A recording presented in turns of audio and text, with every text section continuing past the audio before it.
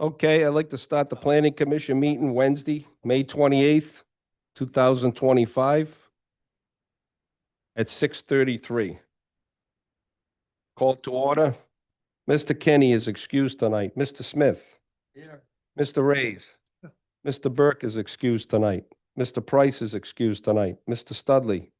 Secretary Anderson. Vice Chair Kalunian. Chairman Flynn is here. We have a quorum of 6 tonight. Evacuation plan, doors you came in, lead out to the left, to the back of the building, right to the front of the building. Please stand for the Pledge of Allegiance. Pledge allegiance to the flag of the United States of America.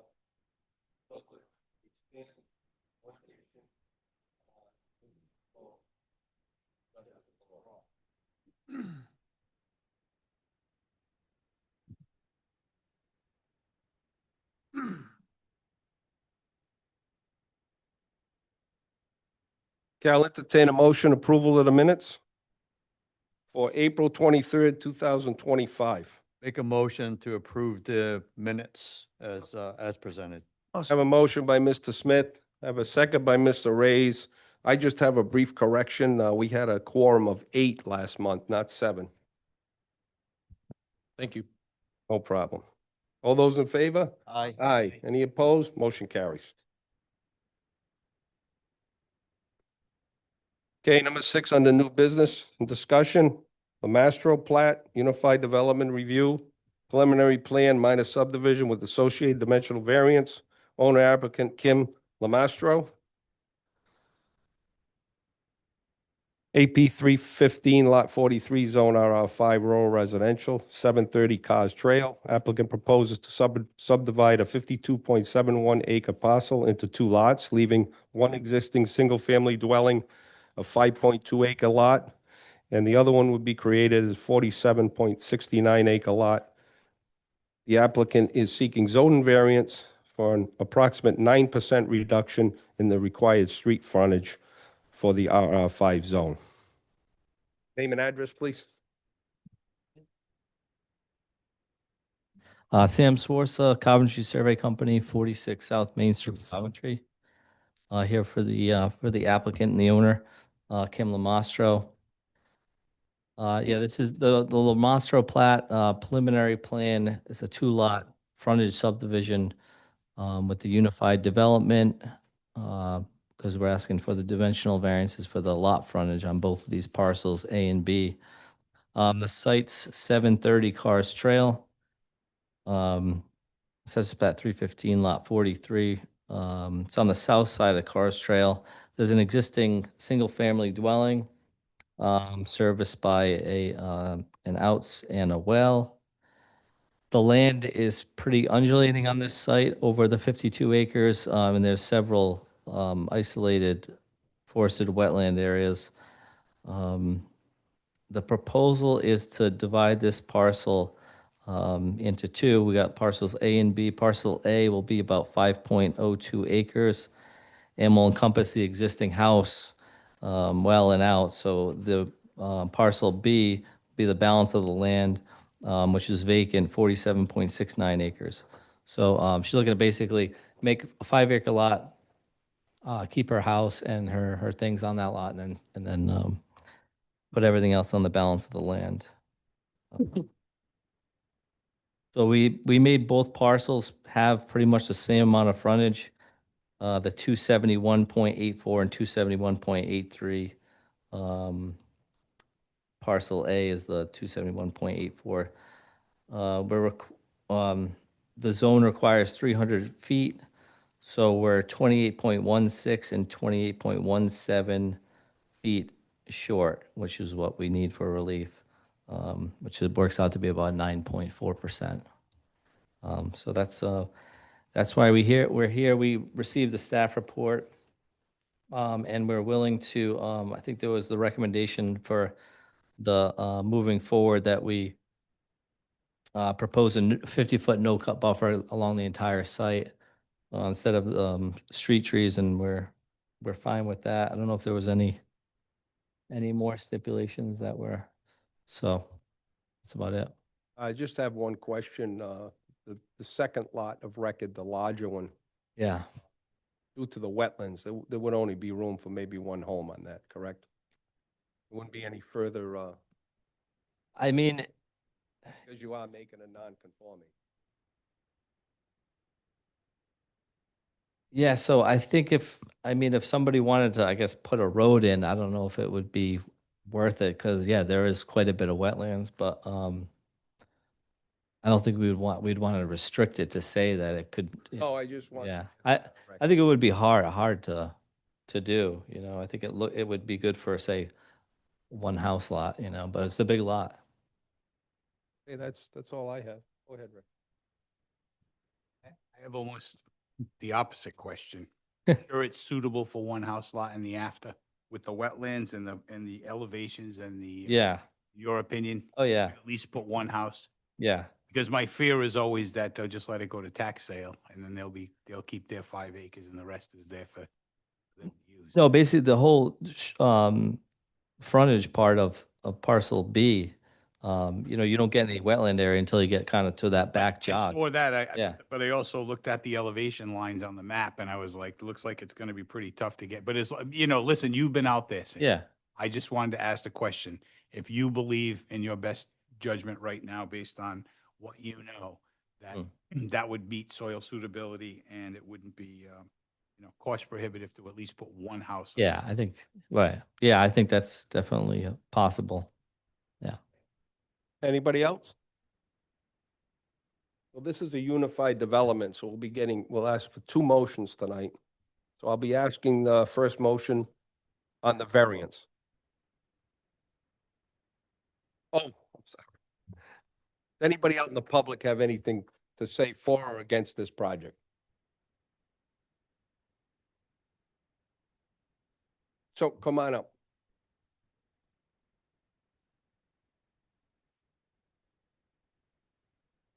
Name and address for the record. Thank you, Doug. Shinsky, 588 Cars Trail. So I would just like to have more information about what the owner of the subdivided Plot B plans to do with that area, because we are right in front of that land. And there is wetlands back there, so, and I don't know how they're going to access it. Sam, you want to come up and address that, please? Did we put the plan on the board? Oh, yeah. Something. Yeah, Jackson, do you mind putting that plan, it's the Lamastro site plan, on the screen, please? The screen's here. Yeah, well, it'll all be the same. That's it. And Jackson, if you will scroll down to go down the sheet. One more. That looks good. Just like that, please.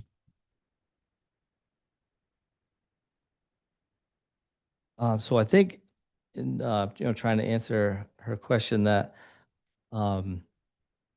Kim is trying to kind of plan for the future at this point, just get the subdivision done so that she's keeping the 5 acre, the house and her well and house on the 5 acres, and then cutting it off, but still remaining ownership of that second parcel. So right now she doesn't have any current use for that land at this point.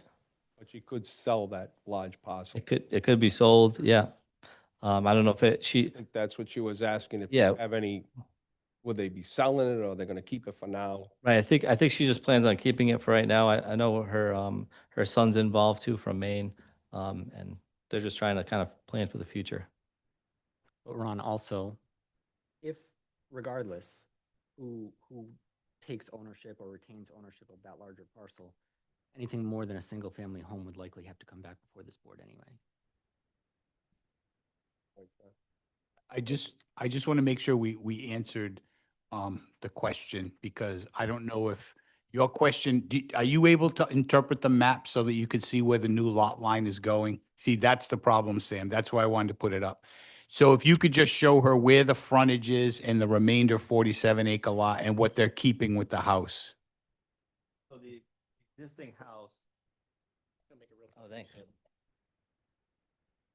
Whoops. The existing house is kind of right here, and this is parcel A, which would be about 5 acres. So she's trying to keep the house and whatnot, driveway access on this 5 acres, and then the balance of the land is about 47 acres, and it wraps all the way back around here, and it has some frontage on Flat River Road. So, Sir, you'll have to come up and ask that question. I'll get to you though. Everybody will have a chance to talk. so that's the proposal now, like Mr. Studley said, if somebody did want to further subdivide, or if Kim wanted to further subdivide, they would have to come back for another application and go to the planning board.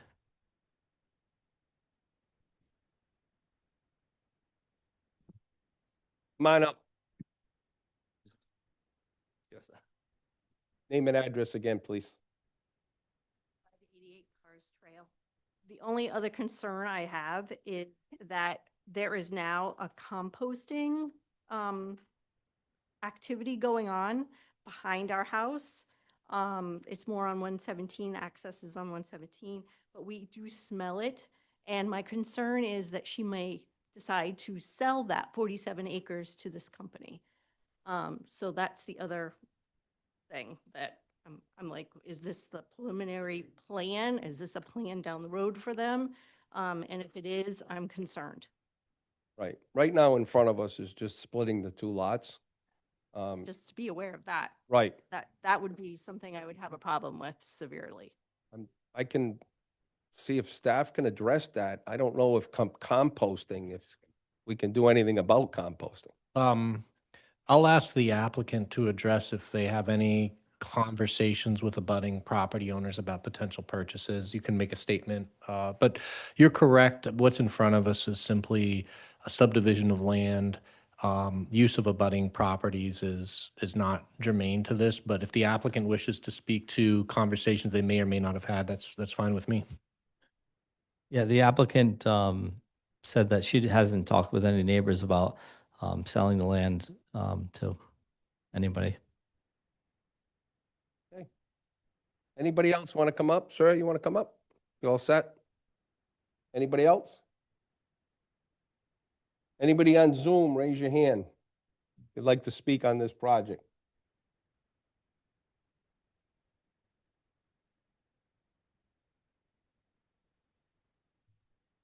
Nobody, Jackson?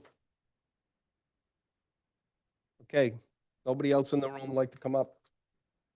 Okay, now I'll entertain the motion for the dimensional variance. I'll make it. Mr. Chairman, you should close public comment.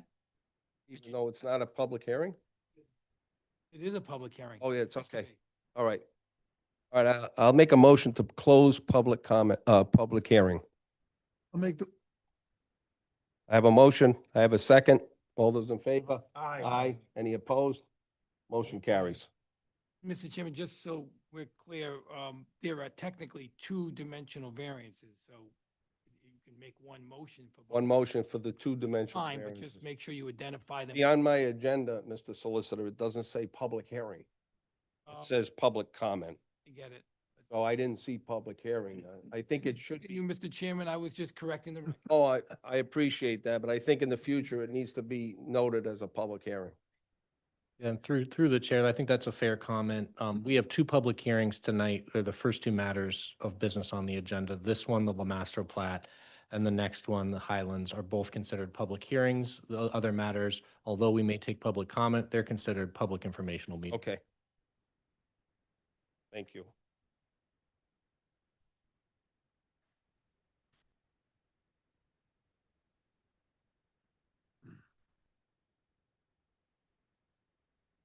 Mr. Chairman, again, I just want to, the staff had given you an outline of the dimensional variance guidelines and findings. If you're comfortable with that and you want to expedite it, you could Incorporate it. you can specify the variances that you are granting if it's going to be a positive motion, and then you can incorporate the findings of fact as your basis, if you want to do. Okay, so I'm looking for a motion for the two-dimensional variances. If, Mr. Chairman, I'd like to make a motion for a favorable approval of for a variance for frontage of a lot to be subdivided, and David, you can correct me in the wording. So it's Assessors Plat 315, Lot 43, 52.71 acres. So the variance that the applicant is seeking is road frontage on the two lots, A and B. On partial A to have 271.84, partial B, 271.83, where 300 feet is required. I move to approve that, or support that motion to approve that with the directors and staff's finding of facts to be included into that motion. Okay, I have a motion on the two variances. Have a second? Second. Second by, I have a motion by Mr. Smith and I have a second by Mr. Colonian. Any discussion? Hearing none, all those in favor? Aye. Any opposed? Motion carries. Okay, now I'll entertain a motion on the subdivision development. Or the subdivision of the two lots. Mr. Chair, I'll make a motion. Agenda item number 6.1, project name Lamastro Plat.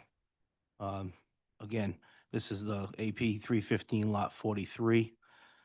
This is a motion to approve the preliminary application to subdivide this lot. I would like to adopt the findings of facts here in the planning staff report. And I'd also like to add the whole complete planning staff to my motion. And conditions of approval, which we did discuss, you saw them on the back. I have a motion by Mr. Anderson. Have a second? Second by Mr. Reyes. Any discussion? All those in favor? Aye. Any opposed? Motion carries. Good luck.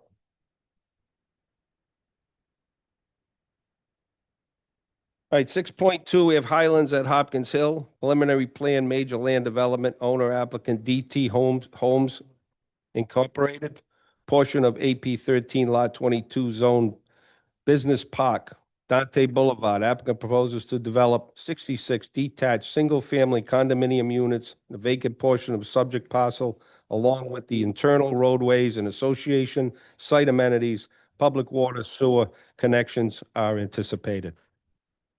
Name and address, please. Good evening, Joelle Rocha, attorney for the applicant. Office address is 321 South Main Street, Providence, Rhode Island. Ron, before we begin, I'm going to recuse myself from this. I'm going to recuse Yes, myself from this application. John Studley will be recusing himself from this application. Thank you, John. For the record, Mr. Chairman, that still allows you to maintain a quorum? Yes, we still have a quorum of 5.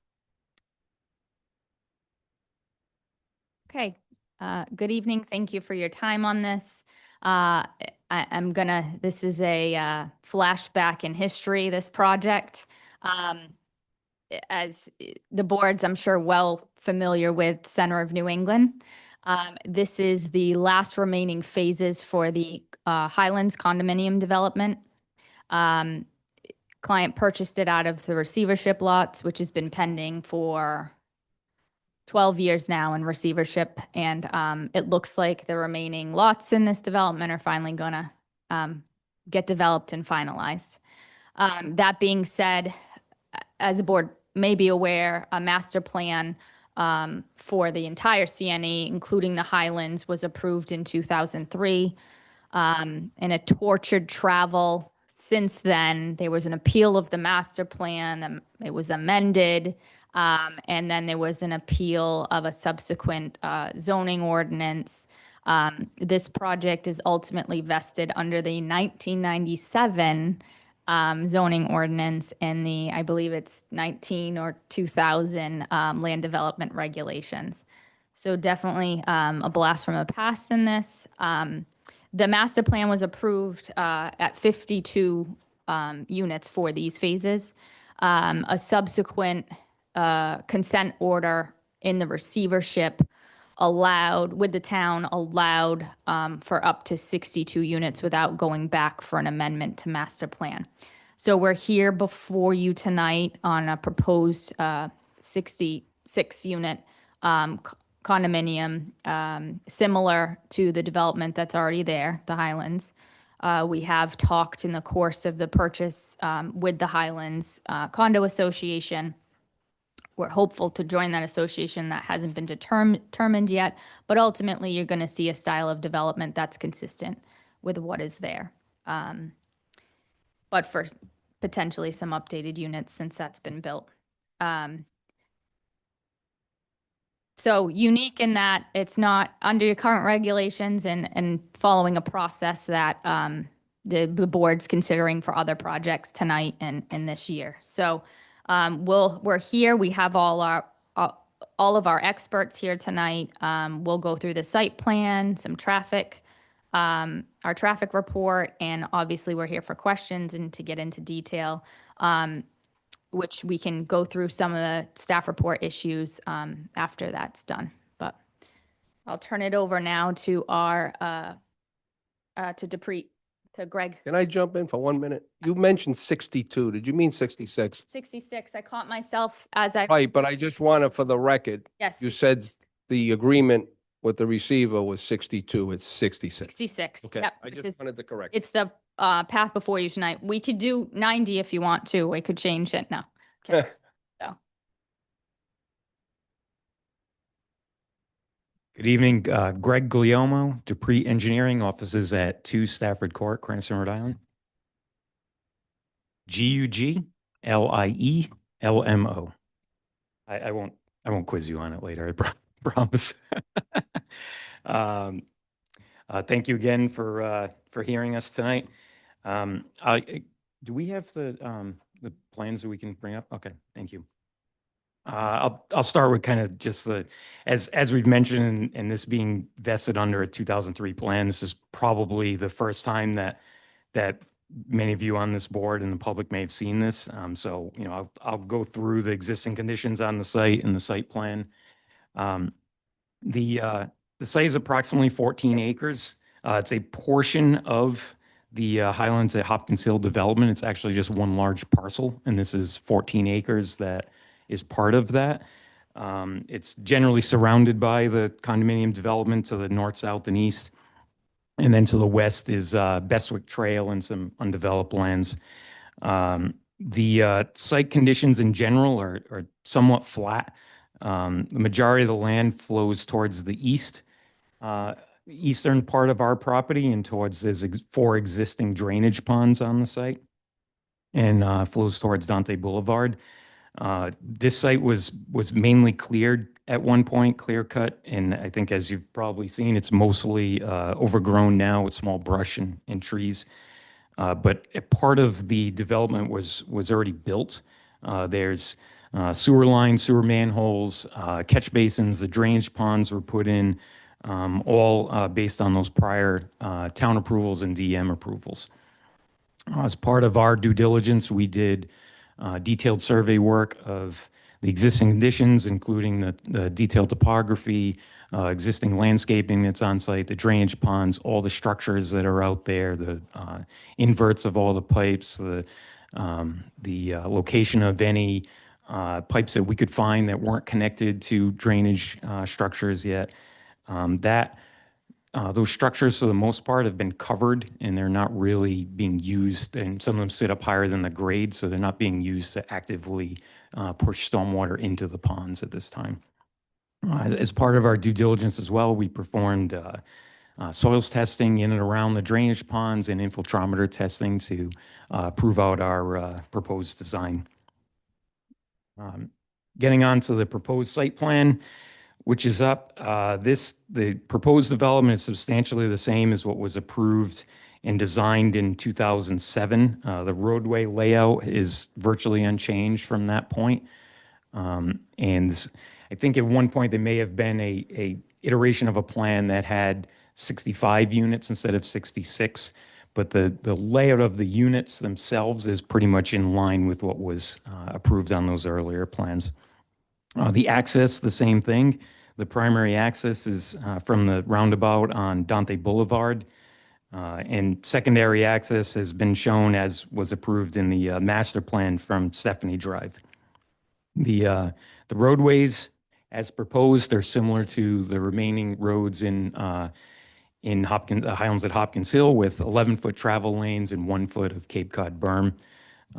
We also have 3 dead-end roadways that have been designed in the same manner that the other cul-de-sacs in the community or in this development have been designed. They have a 70-foot diameter paved cul-de-sac, again, in compliance with that prior master plan and what's been previously built in the development. As per the town checklist and provided on the plans, we did some detailed cut and fill calculations.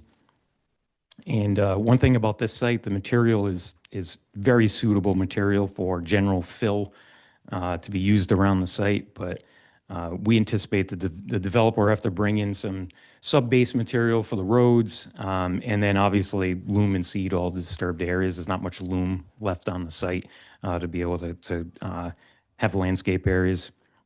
The development as proposed has no sidewalks.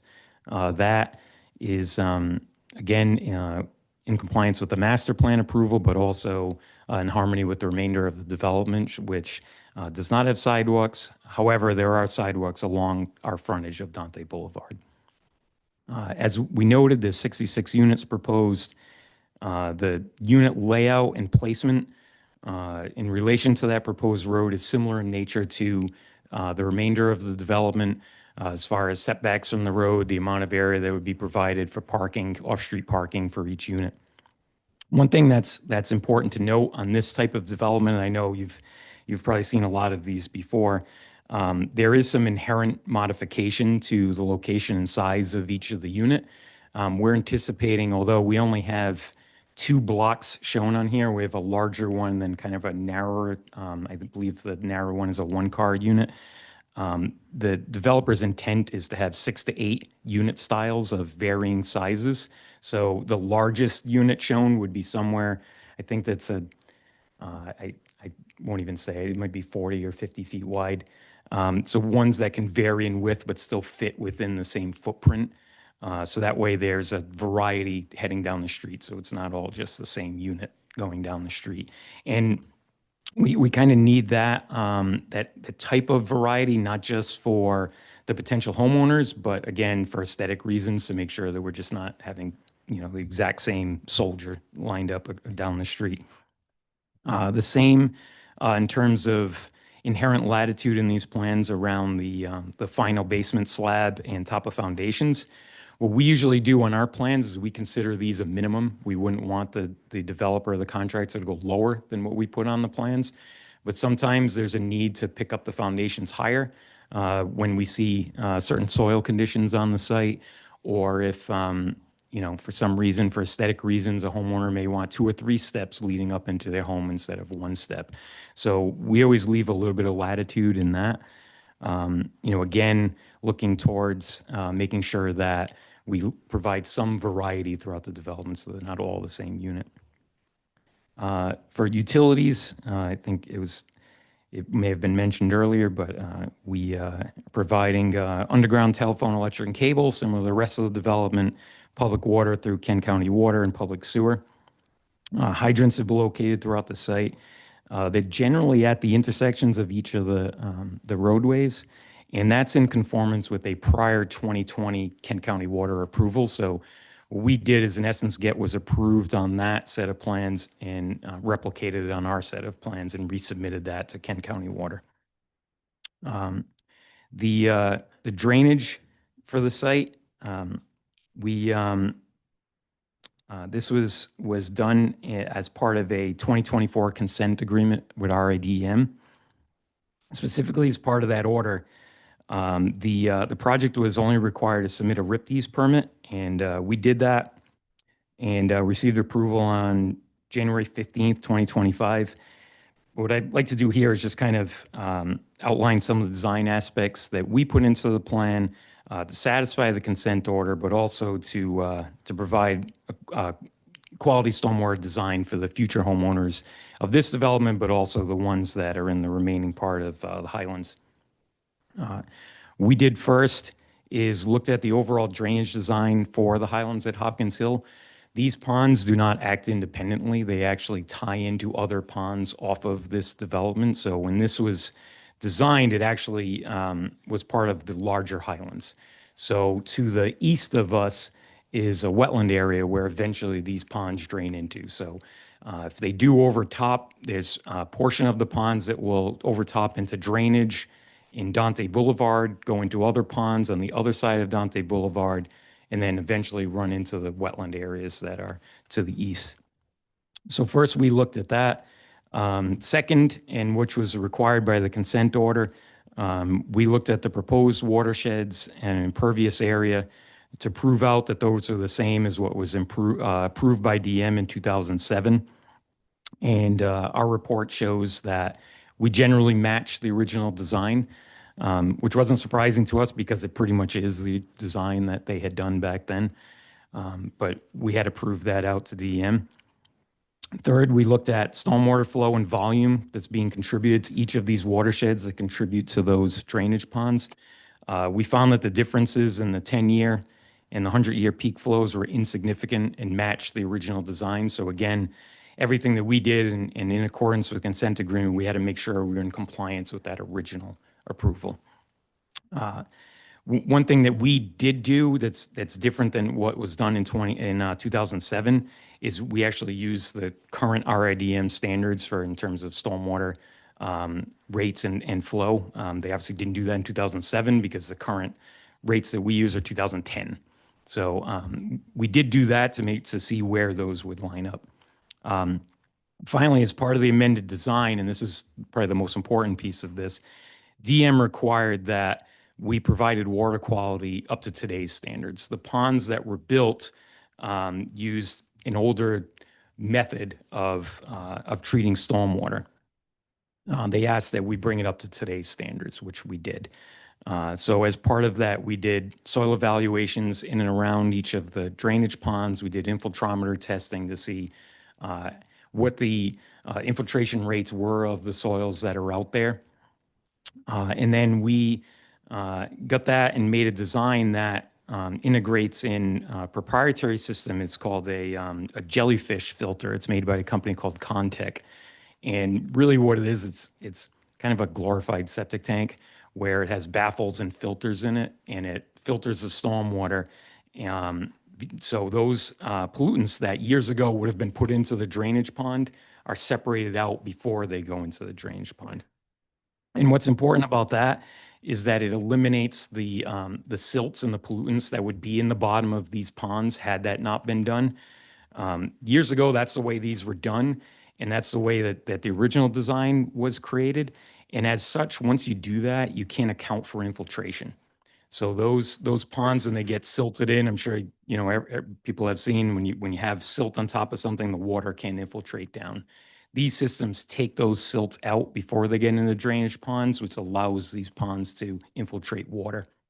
These ponds are also, all of them in all of the Highlands are covered with stone, riprap. So it's much easier to maintain them if you're taking the silts out before they reach those ponds. So that's what these jellyfish filters do. And to be clear, these would be part of the maintenance program. We've written a very clear operations and maintenance manual that would go with these, and the developer would take care of that until such a time that it's taken over by the homeowners association. So one of the things that's important with this is that it allows these ponds to infiltrate in a way they weren't designed for in the past. And we know they can infiltrate because we've done testing in and around the ponds to prove out that they can infiltrate. So this, along with the water quality treatments that we've done, improves the drainage design over what was proposed 20 years ago. In addition to those improvements we've made around the drainage ponds, looking back at the original design, we believe that there was not enough catch basins in the road to adequately move the drainage runoff to where it needed to be in these ponds. So some of the areas, especially on Tammy Jean Drive, and the units that back up kind of to the top of this page, the western side of the property, we added in some yard drains there, again, to make sure that we're adequately moving that stormwater away from people's yards and into the stormwater system. One other thing to note, and we recently had our TRC meeting. We have been in communication with Doug and Joe about meeting with them about discussing the overall design aspects and making sure that we can review with them the consent order and how we complied with that, and also how we're improving the overall stormwater with them. So we're looking to set that up in the next few weeks or so. As I mentioned, also the maintenance for all this will be done by the developer and then the homeowners association for all these drainage components, the jellyfish and also the drainage ponds and all components. The couple of other items I just wanted to note, the landscaping. So our intent, and we submitted a landscape plan, is to preserve all of the existing landscaping along Dante Boulevard. There's fences, there's very mature shrubbery along Dante. We plan on keeping all of that. And the remainder of the development, the plan is to be in harmony with what is out in the surrounding development. We thought about at one point, although not required, of putting in street trees. But one thing that we found is that some people like trees in front of their house and some people don't. So we're leaving the option of we will provide a tree if the homeowner wants the tree. Again, kind of leaving us some variability. One thing that, and I've done a lot of subdivisions, I really don't, I'm not in favor of a tree every 50 feet. I think they look better when we kind of clump them together. So, that's kind of what it went into this, is rather than just define a set of trees, we'd rather have some variability. Street lighting has been proposed throughout the development, at each of the cul-de-sacs, at intersections. We still need to, we've been in discussions around energy, but obviously that needs to be coordinated through Rhode Island Energy and where those will be. One other thing that came up during the TRC is mail delivery. And again, the applicant has been working with the post office to establish a location. We believe right now it's going to be at the current mail kiosks that are used for the entire Highland development, located on Dante Boulevard. And the applicant would work to add some additional boxes to that. But we don't have a final decision on that from the post office. So with that, I'll turn it back to Ms. Roca and see if we want to do questions now or how we want to do it. Yeah, I'm sure sure. the board has questions. Yeah. So you're feeling that these ponds, so-called ponds, they're actually detention areas, right? You said they leach out, but a detention area, in my opinion, is like a bathtub with no drain versus a retention area, which it holds the water. So Yeah. just explain. Yep. You said the water will. Yeah, so there's really two things that these do. One, the way these ponds were designed, they will do what's called infiltrate, which means that the water, when it comes into the pond, some of it will sink down into the ground. And, I'm guessing that, in this area, people are fairly familiar with that these soils here are pretty sandy soils. So the water some of it is going to go into the ground. When these were designed, DM didn't allow you to calculate what was going to be infiltrating into the ground. So they weren't designed they weren't approved to count for that infiltration. Now, because we take the silts out, because we're doing what's called pretreatment, you're allowed to say that we're going to account for some of that to sink into the soils. So we know that these ponds do that from the testing that we've done out there. Some of the water will sink into the ground. However, it won't be all of it. Some of it will then reach a certain point where it'll either overtop the pond or go into what we usually call an outlet structure. These ponds all have outlet structures where the water will go into that structure and then it heads out to another pond located across the street on Dante Boulevard. When that pond overtops, some of it goes in a pipe out to the wetland and some of it eventually goes to the wetlands that's to the east. So these ponds do both. They will hold water at a certain point, they will infiltrate, And then at some point, depending on how bad the storm is, they're all meant to overtop. It's just when is that? And normally, what we call is we say the 100-year storm, which really means about 10% of the time you have a chance of, or 1% of the time you have a chance of this happening. And so those 100-year storms happen more often, but it's what happens to that storm. And what we normally do is make sure that if it's going to overtop, because most of them do, at least at some point, they're going to overtop in a direction that isn't going to be towards someone's home. So that's our first intent, is to make sure if they do overtop, they overtop somewhere where they're meant to do it. There's no way on most of these that they're going to hold every storm that could ever happen. We saw this. It was the great storm of 2013 or whatever that year was, with this storm after storm after storm. You can't account for all that. It's like counting for Christmas Day. Through the chair, Greg, if you don't mind, just help me out as we're reading the plans. You said the basins are connected to outlet structures. You're referring to the catch basins on Dante, that the catch basins and the catch basins in Dante and the basins are connected. Yeah. I didn't see on the plan how the catch basins and the Dante were serving as an outlet structure from the detention pond. Yes, some of them actually, they don't tie. I think one of them may, and I'd have to go back, and it'd probably be easier for us to kind of line it out on the plan. Some of them go directly to ponds across the street. So there's an outlet structure that goes right to those ponds that then tie into another pond that goes off to the wetland. So we can, again, I think that's something that we'd be looking to map out with Joe and Doug to make sure that they're seeing kind of the way that this treatment train is working, the overall development, not just our piece, but how it was working for all of it. Yeah, that's why I asked the question, because when you said they filtrate into other ponds, I wanted Yeah. clarification on Yeah. that. Because reading, I'm not an engineer. It Right. looked like once they filled up, that was it. Yeah, And another one might fill up and that was it. But Right. saying eventually they would have to all fill up.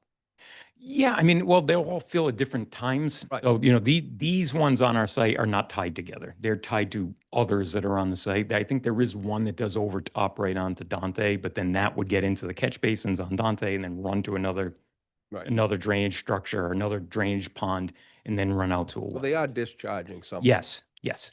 Yeah, you will not find many, what we call, or you said before, retention areas. Those are usually where there's what we call an outlet. There's no chance of that getting to a wetland. That's going to overtop overland and, go to someone's yard or something. These are overtopping either into another drainage structure or Dante's catch basins, which run into a drainage pond. I started on the board in 2007. We had retention ponds going into detention ponds. Right. Would act as an overflow. Yeah. So when I saw detention, I'm like, I haven't seen that in many years, so I just want to clarify. Yeah. Thank you for that. Anybody else on the board? Go ahead. Just one more question, Greg, because you could help educate us. If all of the basins, or I'm sorry, if all of the detention ponds are overflowing, they're either sheet flowing over onto Dante, or they're backfilling through those drainage structures and all the water's heading onto Dante. If it's overwhelming the catch basins, where does that water eventually flow as it flows north up Dante? Well, I don't know if it's all flowing north. It may flow some to the east, but it's flowing to that wetland that's in the east. Are you able to articulate how the water gets from Dante into the wetland? See if I can look at it on my plans.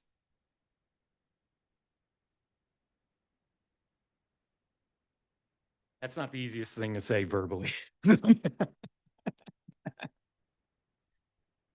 appreciate it, Greg. I think it's an important point. Yep. We've got the whole plan set up there. I don't know if you want to ask the IT staff to help switch to a sheet for you. Yeah, let me find it first. Yeah, you got it. Just for the audience, this is a public hearing, so I will be opening up public hearing after the presentation so people can come up and talk.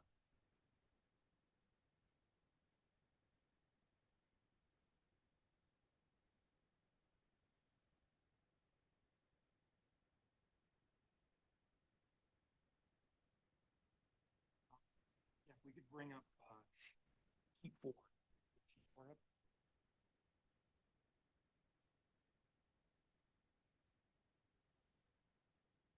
Dennis, would you hand him the remote mic?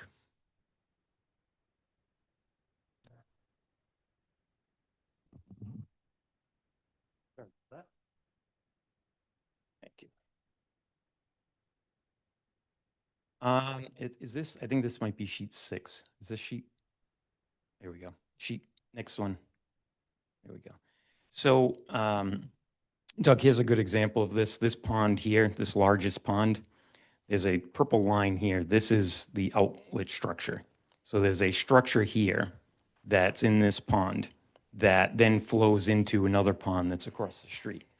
So this pond would overtop to a certain point, and then it would get into that structure and then run through a pipe and dump out of the street.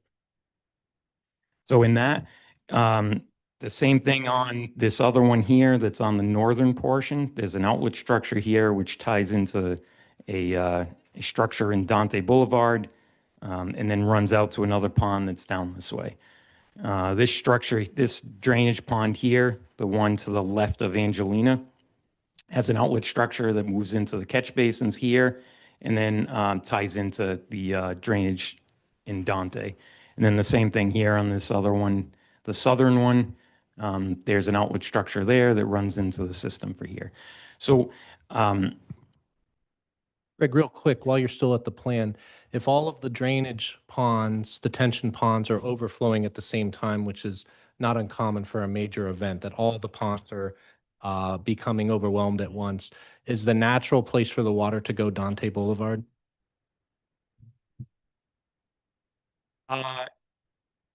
in that scenario, it would run down Dante into the catch basins. Those catch basins have been designed to do that. That was part of the original design. So that's not uncommon that does that. We've done projects like that in the past. I mean, most things we are tying into, for example, if you're tying into a DOT drainage system, you would do the same thing. So it's pretty common. If it does overtop, yeah, it's usually for a short time. It's not going to flood out that road. It's going to flow overland, get to the next catch basin. That's the way most of them are designed. That's why catch basins normally have a set interval. So it goes overland. If that catch basin gets overwhelmed, moves to the next one, and usually gets into the system. Thank you very much.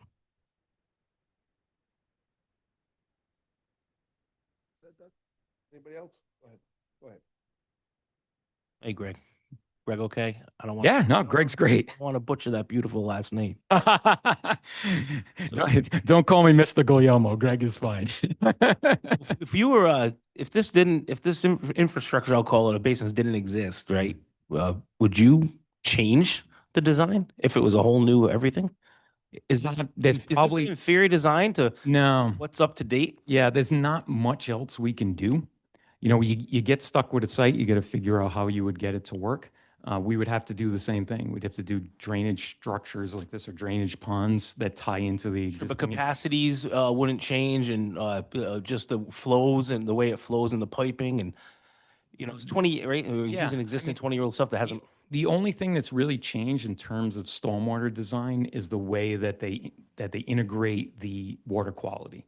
So years ago, this was done in one big pond, and what we used to do is we'd call it a sediment trap. So you'd have a lower area in the pond. So you'd build one big pond. You'd have a lower area that would supposedly catch the sediments, but most of the time they weren't maintained. So the sediments ended up on the whole bottom of the pond. So now once you have those fine sands, those ponds can't infiltrate water anymore. So DM in their, this is not, actually DM didn't come up with this. There's been national studies that have done this.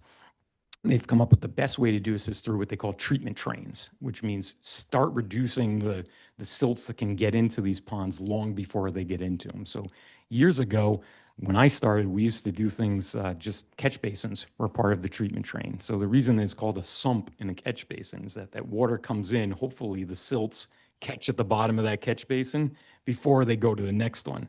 Now, we all know that most of the time those don't get pumped out. So eventually they're all filled with silts where's the silt going to go next in the drainage pond? So the more that you can separate these out, so this is a much better design than was. Okay, yeah, I just want to make sure we're not settling for something that's been there. Yeah. and it's inferior to what design models are today. That's Right. Yeah. And I think think just settling because it's there. yeah. Or can you improve on this? Because Yeah. we've had failures in a lot of these projects. Yeah. And drainage, this is a, there's always, I mean, you could just build a bigger pond. I mean, but Again, do you feel that's necessary? no, not here. That's my point to the question. Yeah, You not want to my- get it right, not what's This there, is to just use yeah, what's there. we've proven out that the design that we have shown on these plans, what we've approved through DM works. Okay. So there's always, my point in saying you could always build something bigger is like, I use the example of, do you design your house for Christmas Day? Most people don't have a dining room table that sits 20 people. So there are going to be times that any drainage pond that we do will overtop. They're meant to do that. It's just, are they overtopping once a year or once a week? Our goal is that they're overtopping once a year, not once a week. The sediment filter design you putting in, I know the developer handles that for the first year, but you turn it over to the association. Is that something that, hey, Frank, it's your turn, John, it's your next month, or is this something that they'll hire a contractor? You hire a contractor to Okay. do it. Yeah, they're pretty similar to, if you're familiar with some of these advanced septic systems, you really got to hire someone who comes Sure. out and does it. And you just put them on a contract and they come out and Yeah. replace the filters as needed. Yeah. There's a better chance of that being done because you put it on a regular cadence Oh. than it is if you ask someone to mow the drainage pond. And I can tell you, because I live right next to a drainage pond in a new development and it hasn't been mowed in 3 years. So Okay. that's what usually happens to them. That no one maintains them. So Just lastly, if neglected, Yeah. what happens? Where's this water? What happens? it just doesn't get filtered. Okay. Oh, it will. Okay, but it will. Okay. Yeah. All right. So there's like okay. Yeah. All right. It won't be blocked. It That's just, what I'm. yeah, it just doesn't. We're all learning, right? That's right. Yeah. Okay. Yeah. No, for now, that's all I got on the drainage. Thank you. Anybody else? Yes, if I would. Hi, Greg, back to the water thing, because water is a problem. Yeah. In that area, and like Mr. Anderson said, something that was designed almost 20 years ago, saying it's gonna work, then you're gonna add the jellyfish silt separators, which I think is a great idea. How big are they and where are they gonna go? Yep. In this new, because they weren't incorporated Yeah. in 2007 because it wasn't a thing then. Right. Yeah. Great question. So how are you gonna fit that into the system? And, do we have to lose a couple of house lots to make this stuff fit? Well, so one of the reasons that we chose these beyond the maintenance, because we propose these on a lot of commercial developments for the same reason, that they're compact one. So they're like a large septic tank. So they're in the ground. You don't see them. So it's, they're less intrusive than a large, out above ground system would be. And so they're integrated right before the outlet to each of the ponds. So they'll be sitting in the ground. You won't see them. There's a couple of inspection ports that come up to the ground, but that's it. So for most people, you won't even see them. They're on our plans. They're right before each of the drainage ponds. And a couple of things that you've mentioned, and I've experienced that, like you said, you've lived in a subdivision with a drainage pond and it hasn't been maintained in 3 years. And that happens. Then on a town subdivision, then the Public Works Department ends up with that responsibility when it's supposed to be a homeowners association or something that takes care of it, and then you end up with all kinds of legal issues after that, and it never works right. So in this being, and then people get flooded. In this being a private subdivision with private road maintenance, you had mentioned a couple times, the developer would take care of the maintenance of these structures during the construction phase, and then the HOA would take it over, hopefully. So what can we get for language in there somewhere saying that this happens on a regular basis, and some sort of a penalty or something, because it could very well affect people that are not in this subdivision. Right. You kept saying, it tops over, it tops Yep. over, it goes to the east, it goes to the north. Well, there's somebody else that lives to the east and the north, and they shouldn't be taking that That's water. right. So Yeah. how can we guarantee that to someone's gonna take, these things, I'm familiar with them, I've put them in. They require maintenance and they work great if they're maintained. As you said before, the old way, you build a catch basin, you put a 16 or an 18-inch sump in the catch basin for the silts, but once that fills up, it's useless. It just passes it along to the next one. Yeah. And if it's not vacked out, and you've said a couple times, oh, they gotta be maintained. So how do we make sure that happens? So I'll refer some of that back to Joel to address, because most of that you can address through your homeowner's documentation about what maintenance needs to be done and what the consequence is for not doing that. One thing that I always say when I do these presentations is the most important piece is the kind of quarterly maintenance, sweeping streets. I mean, if the streets aren't swept, that dirt is running right into the catch basins. It's going to run right into that sand filter, that jellyfish. And if that fails, it's going to run right into the pond. So it's really incumbent on the developer first. And when we're during construction, we work with them to make sure that soil and erosion is worked through to make sure that that doesn't happen. But usually it's got to be through homeowners documentation, which I think usually if they don't maintain that, it gives the town the ability to go in and Right, but, maintain that. but it's a private subdivision, so Yeah. that's different where, like you said, yours has, you live on a town road? I do, but the pond is owned by the association. And it hasn't been caught in 3 years. That's correct. That's that's the beginning and end. That's my point Exactly. exactly. Yep. So after that, and your attorney will have a chance to Yeah. answer that. The other question is, you got an 18-inch snowstorm. Where's this, where are they going to put the snow? So same thing we've marked out on the plan, snow storage areas. They're mainly at the ends of the cul-de-sacs. One thing that, and this is similar to the remainder of the development, this is kind of, the same cadence in terms of the spacing of the units and the size of the roads. For the most part, it does get pushed over to the sides. I don't think there's any cases here where they'd have to truck off the snow, although I have worked on projects where it's been so tight, they've actually had to have people truck the snow off.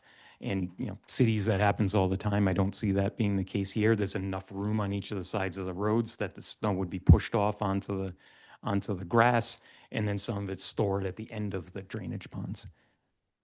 Okay. I have one question. I know that the attorney, Rocha, said that was designed for 54 units. You don't feel that the 66 units would affect the drainage system because you're adding units? When it was originally designed, it wasn't designed for 66 units. Actually, the whole system was designed for 311 units, Okay.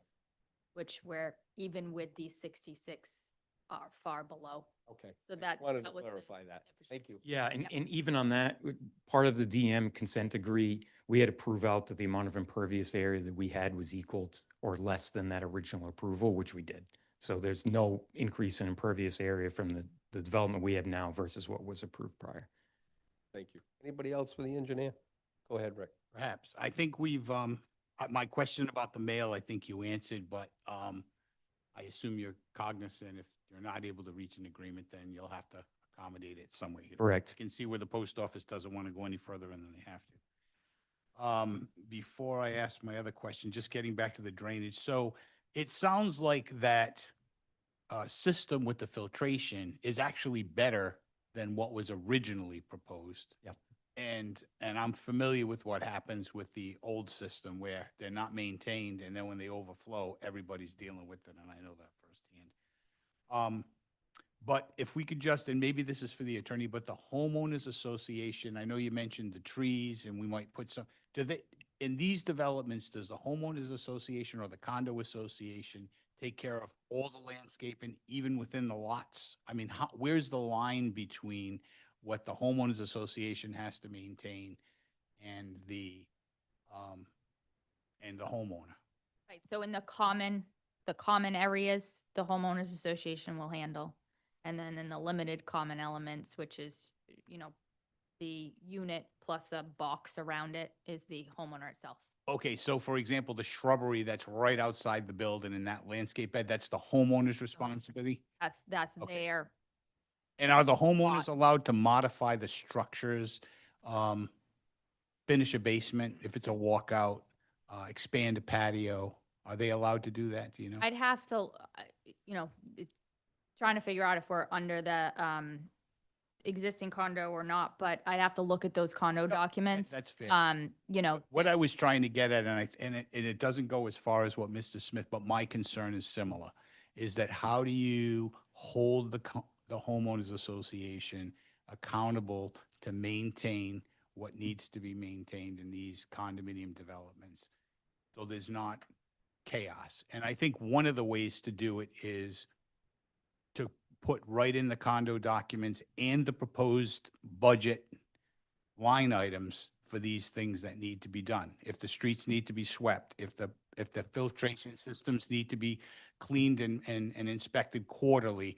Because if you just put in blanket line items, 10 items, and figure, well, that'll catch it all, and then they say, oh, we're on a tight budget, I don't want to have to add things to the list, it becomes a problem. So that's just for future. That's one of the controls that I would kind of like to see to make sure, because as Mr. Smith alluded to, we've got homeowners associations, we approve the documents, and then what do? Half the people don't pay, they don't chase anybody, then there's no money, then they don't maintain anything, and then it spreads to the abutters and they start calling the town. and Granted, you're in the middle where the abutters are probably in another homeowners association, or they may be all part of one, so we don't know how that's gonna flush out, but I just wanted to put that on the record. That's And I That's think what I'd like 2 to see. points is, you know, the existing condominium association is a very well-oiled machine.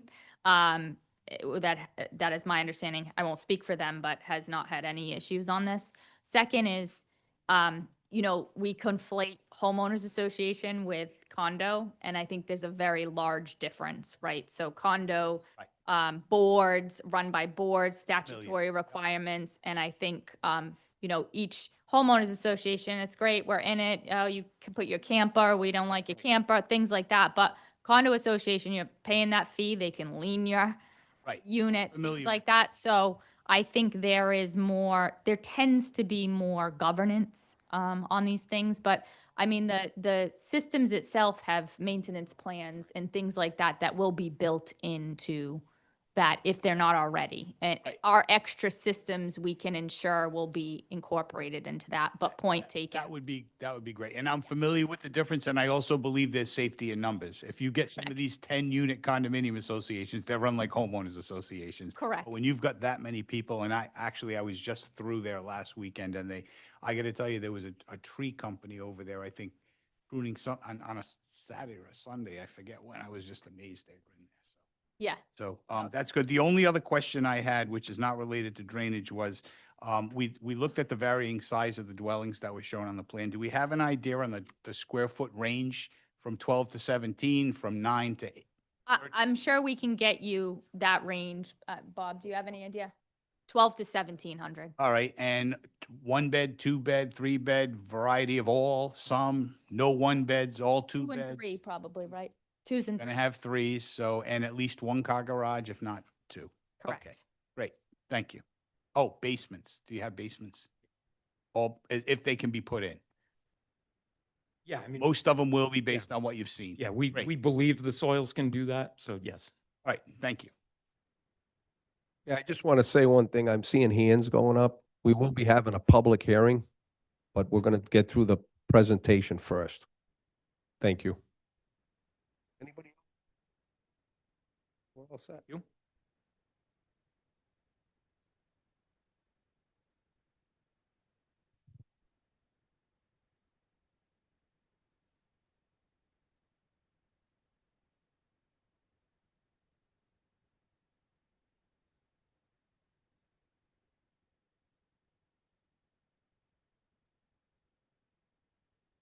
I'm gonna bring up, Mr. Bannon, our traffic engineer, to go over. Just one note. You did say cul-de-sacs. I think this board is pretty consistent. No islands in the cul-de-sacs. No islands. Thank you.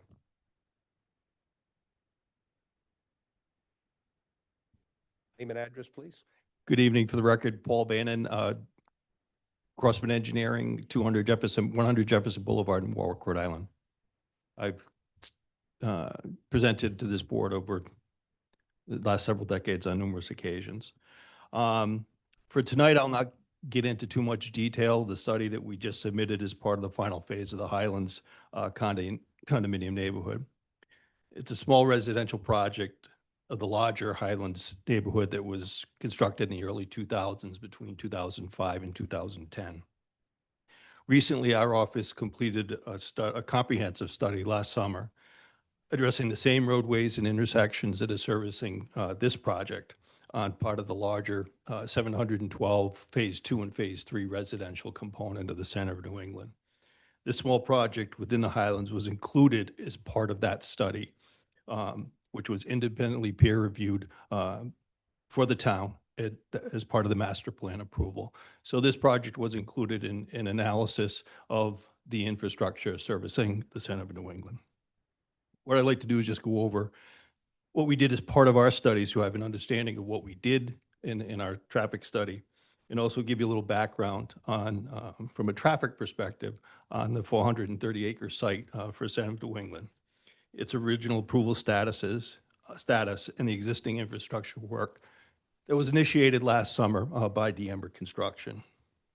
In regard to our recent study, to adequately determine potential impacts of a project, we conducted a review of the site plans that were prepared by Dupree to ensure that safe and adequate access to the development was being provided. We conducted numerous site visits, various times of the day, days of the week, to observe traffic conditions.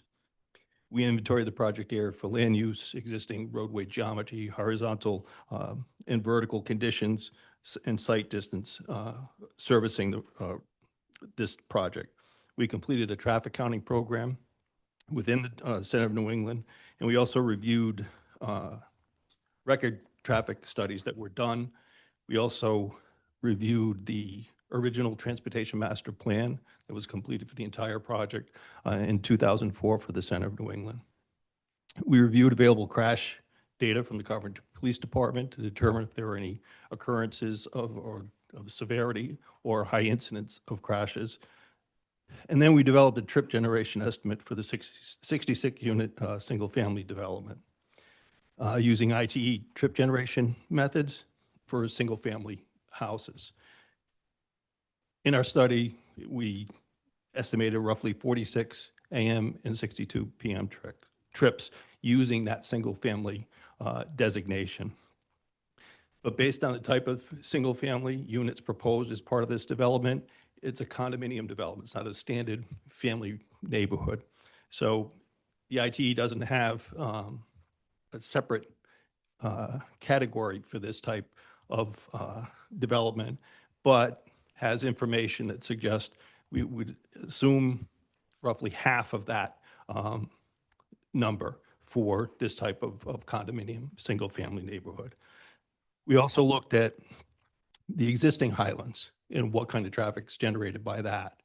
Using the rates from the existing Highlands neighborhood, we would anticipate roughly 16 a.m. trips and 32 p.m. trips for the proposed 66 units using site-specific data.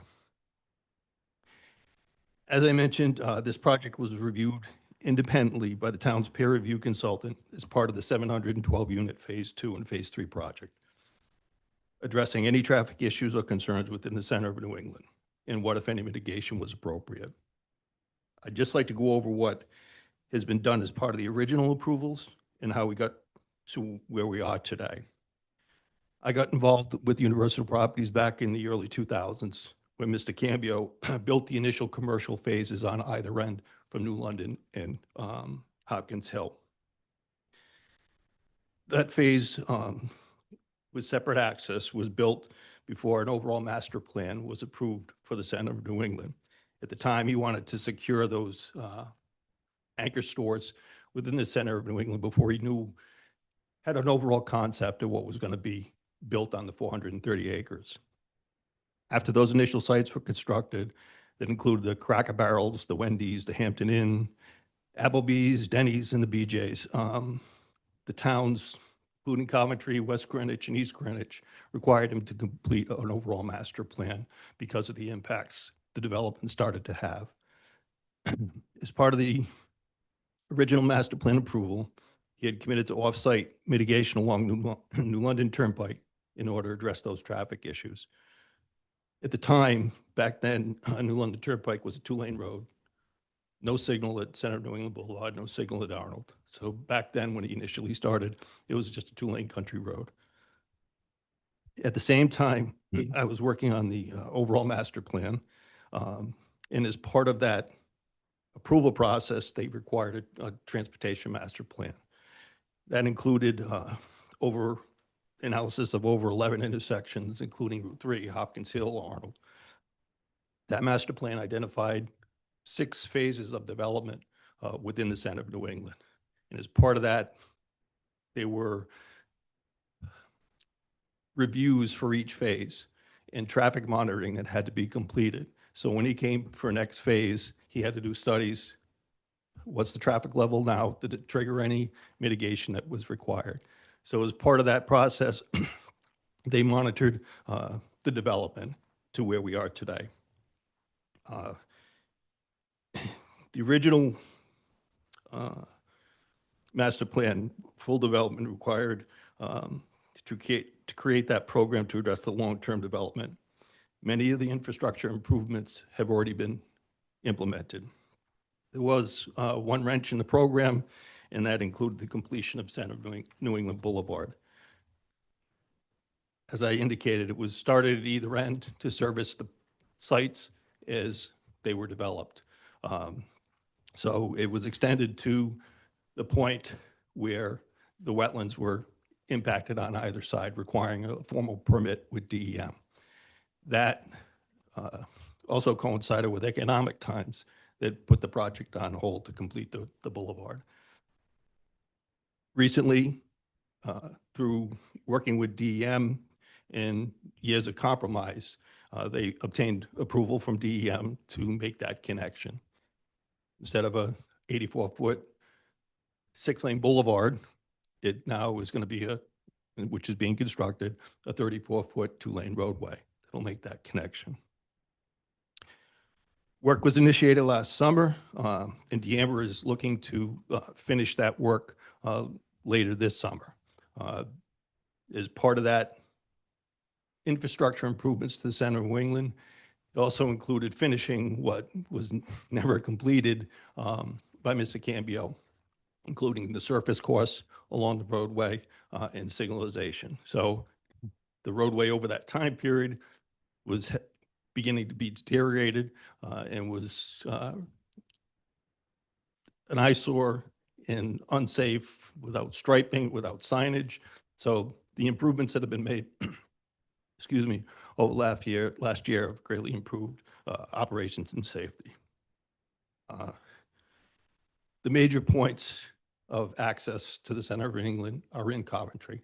And it's, I believe, the town is working with the receiver, Mr. McGowan, and the other projects to address any additional infrastructure improvements that would be necessary as part of making that connection, and also that future development.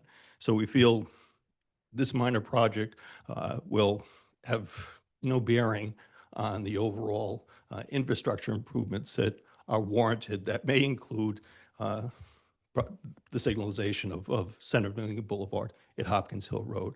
I believe once that roadway connection is made, the town's going to require additional studies and analysis to determine the redistribution of traffic and what additional measures are warranted at either end of the project. I'll be able to answer any questions. Go ahead. Paul, this development, is this gonna, any of these roads gonna cause a enticing cut through? Or not so much, right? No, it's isolated. Basically, it's isolated. Yeah. All right, so your chip generations are pretty much for single family. There's no reason to adjust for that. No, it'll be just like the existing Highlands. You have the main boulevard, and then, you know, the only traffic that utilizes the parallel streets of the neighbors or property owners. And I'm sure it's going to be brought up. I just want to bring up a letter that we received just from Edward Foss, just discussing, you know, secondary road and Tammy Jean Drive. I don't know if you saw the letter. No. All right. Anyway, he's just saying Stephanie Drive is more like a walking road. There are no sidewalks. And I guess you're going to have an outlet on onto Stephanie Drive. Yes, that was included in the original design. There's a right-of-way that I have old plans that All right. show. Sure, we're just gonna have to discuss it because there's concerns, at least with one, and I'm sure there'll be many others. Apparently, it's just a nice walk-through road and Yes. was in our and packet. We have a main connection to Dante that, will probably be the primary access into this portion of the neighborhood, just like the other side. Like, Stephanie is a shorter road. On the opposite side of the road, there's a much larger connection of homes and streets, which now this side would be similar to. Anybody else? Traffic? General comment, same one I made for the last ones. And I know this isn't Mr. Du Bois's project, but, and you mentioned the town and the ends, Hopkins Hill and New London. Comprehensive traffic improvement plan.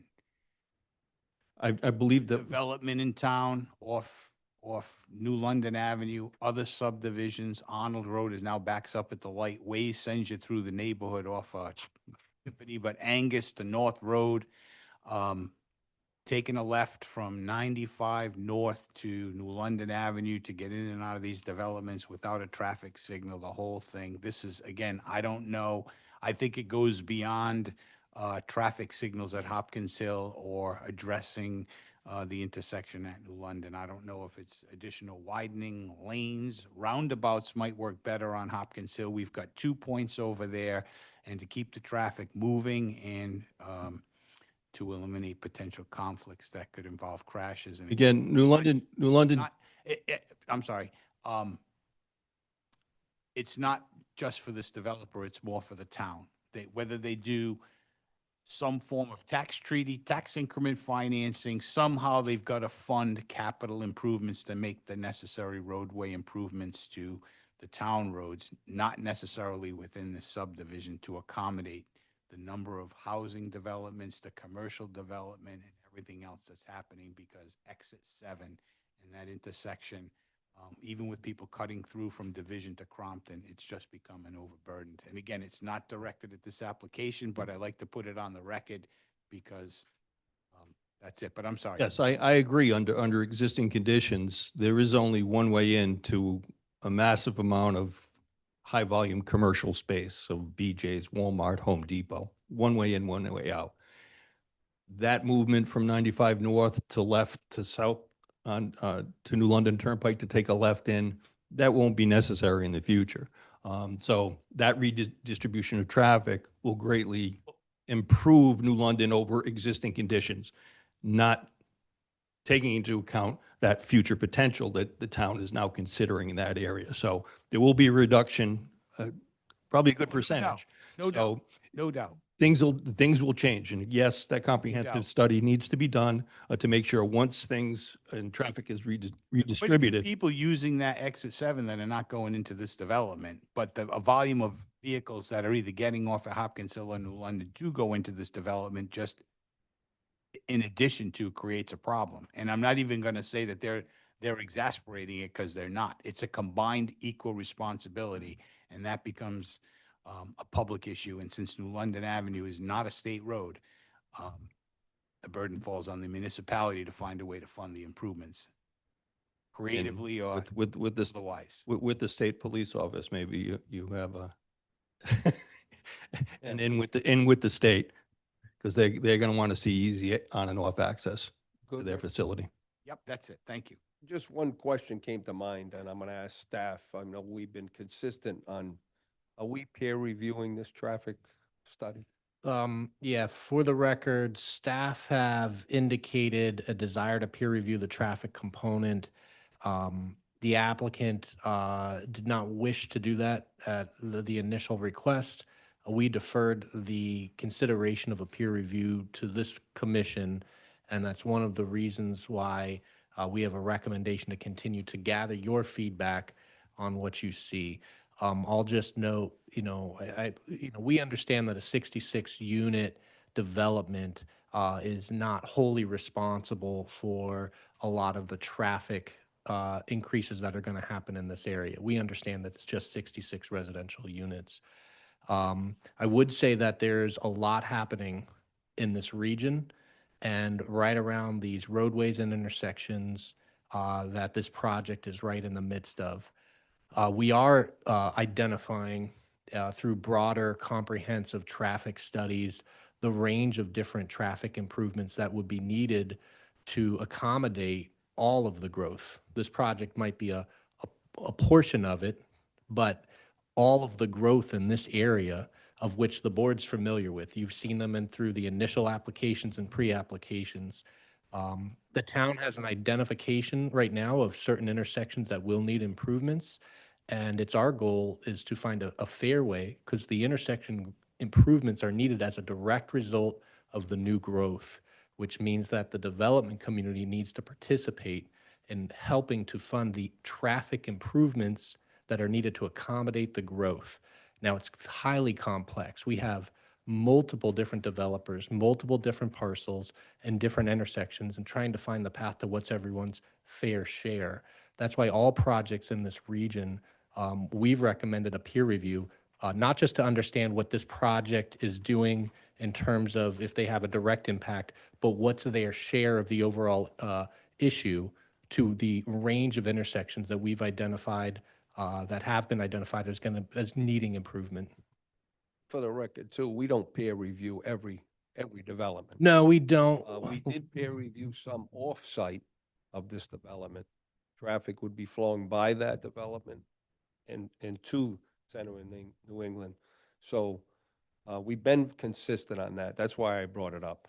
I would say every significant project in this region, and significant meaning that it's more than 10 or so units, we're seeking to peer review all of the traffic reports that we're getting, not just to understand if that particular project has met the burden of proof, but to understand what would be that share of the cost burden for the regional traffic improvements that are needed. It's a highly complex situation.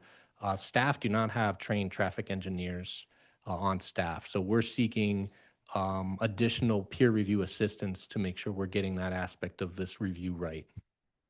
I think for this development, it would be a minimal cost.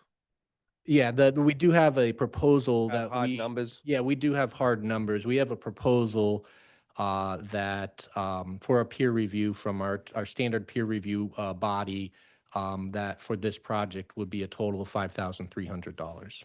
It'll be less than $100 a unit. Yeah, that's fair. At 66 units, that's fair. Yep. What's the time frame? They're prepared to engage immediately. The proposal that was offered is probably at this point about a month old. But at this point, we're not, the applicant is not wishing to engage with the peer I just review. wanted to know how long they typically take. because That's a good question. Having worked with this peer reviewer before, I think that they'd be able to turn around a peer review within a couple of weeks. We don't Once wanna once hold up the engaged, applicant either. once engaged, they'd be able to turn around a peer review within a couple of weeks. Can I? This project was already peer reviewed as part of that larger project. It was included within that project. There's nothing more you're going to get from someone looking at this report that that other report didn't have in it and looked at and had parameters and guidelines to move forward.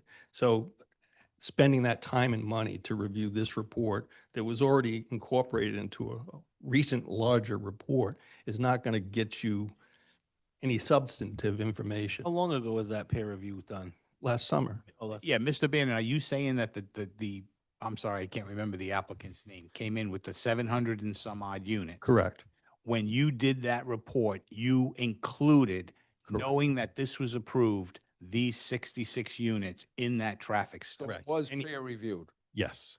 Everything on the Hopkins Hill Road side that was developable, I included in that original study as background growth.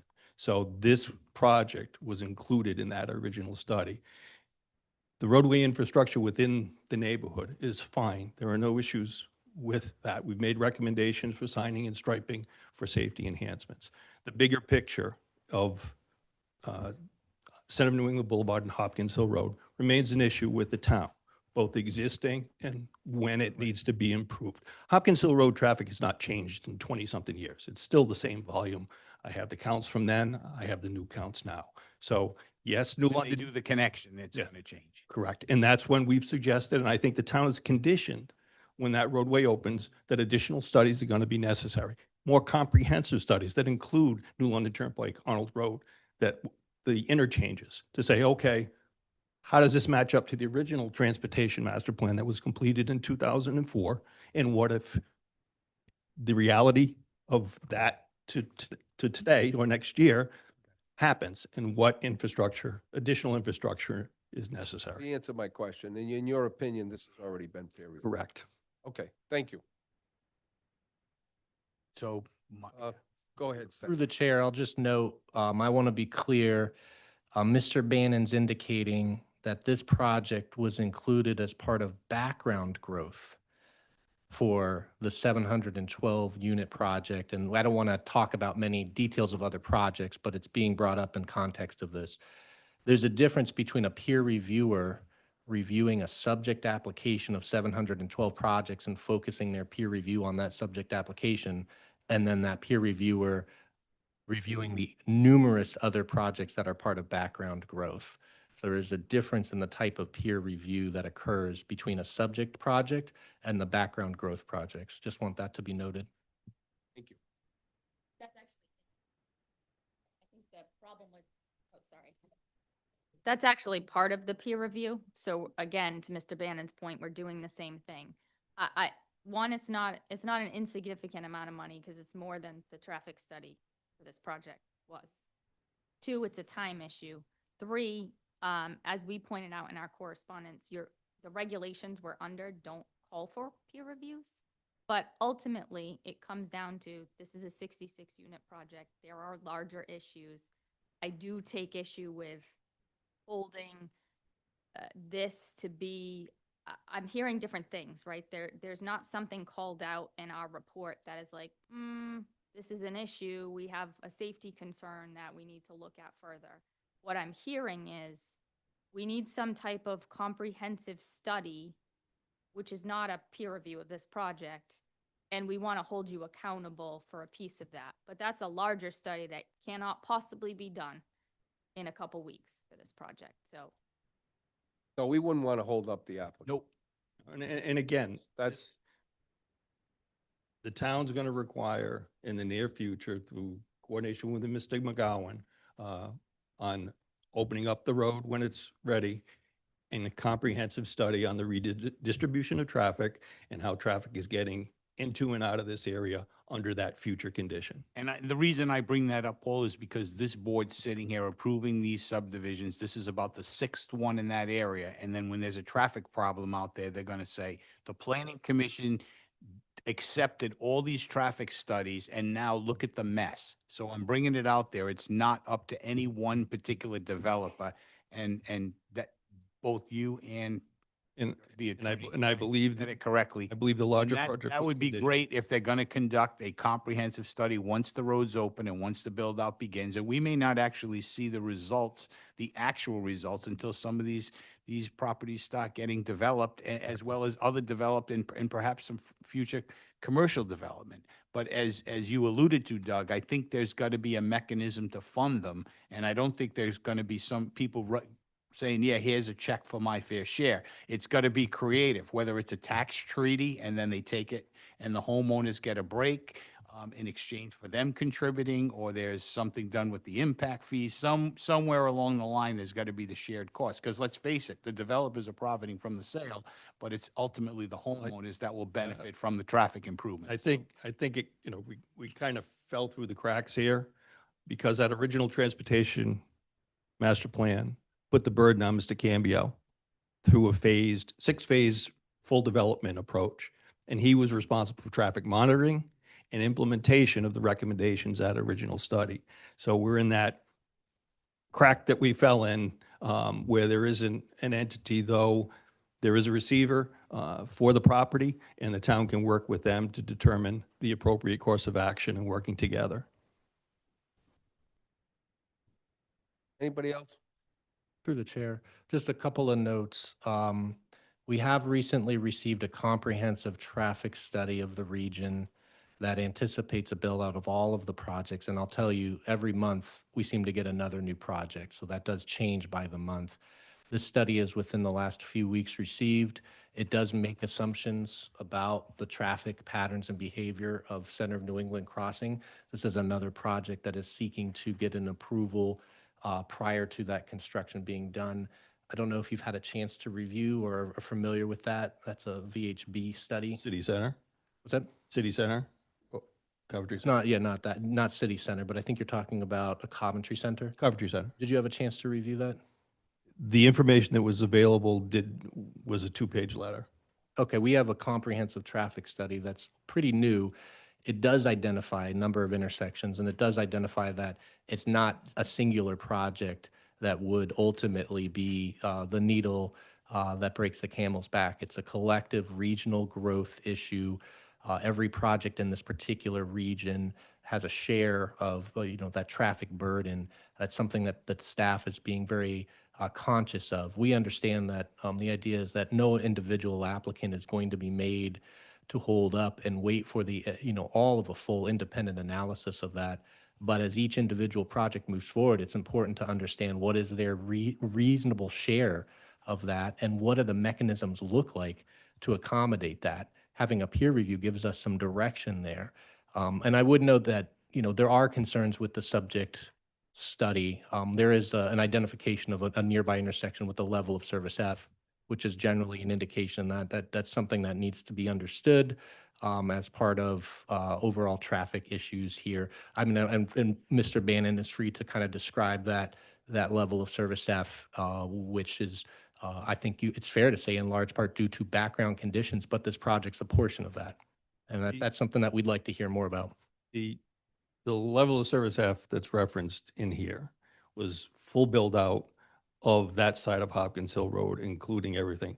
Adding this 16 cars to the AM and 32 to the PM will have no impact on what's going on there today. The level of service F was for the additional 700 homes, this 66, the other residential developments and commercial developments on the Hopkins Hill Road side. So it has nothing to, that reference has nothing to do with this project. It has to do with full build out. And that if it's 15, 20 years, Which intersection? Hopkins Hill at Center of New England Boulevard. And that's the main intersection, Center of New England. Center of New England. Yeah, yeah. It's that intersection to say, hey, we understood, we met with the No, let me just ask one follow-up question. So if you owned a home in this subdivision that's proposed right now, what's the quickest way to Hopkins Hill Road? Through Dante or back to Center of New England Boulevard? depends where if you're at the northern end or southern end of this subdivision. Could be, Yeah, could be mixed. there's 2 points of access, so, Could depending. be half. Yeah. Okay. Probably less. Most go to Hopkins Hill, I believe, unless you're going into town. No, that's not what I meant. What I meant was Dante, of the ones, Dante is a more direct route than Center of New England Boulevard to get to Hopkins Hill. well, it depends where, From this street, not Well, from you- your street, well, you exit this neighborhood onto Dante. right? So depending where you're going, to the highway or downtown, you would go Dante to Center of New England or Dante to Hopkins. Oh, I see. So if they were going to 95, Center of New England would be closer Correct. than going Dante. Right. So it would be pretty much a split. Yeah. Okay, thank you. Anybody else on traffic? Okay, thank you, Mr. Thank Bain. you. Come on up, Joa. Thank you. That's all I have. If you want to open it to the public or ask us any additional questions before that time. So, Anybody have any Chair. additional questions before I open up public hearing? Get your yellow pad ready. Ready. Okay, I'll have a motion to open up public hearing. I have a motion by Mr. Reyes. I have a second by Mr. Smith. All those in favor? Aye. Aye. Okay, public hearing is now open. I'm gonna start on this side. Anybody else, anybody wants to come up, just name and address for the record, please. Anybody on this side of the room? Come on up, sir. My name is Christian Batty, 17 Sonia Drive. I'm not a public speaker, so It's bear okay. with me. Thank you, Greg, for sharing the water how that kind of goes over Dante. So I just bought a condo in the complex at mid-December and I moved in. Hopkins Hill actually has 3 developments. There's Pine Hill Condo Association. There's the second one I think is called Whipple Farms.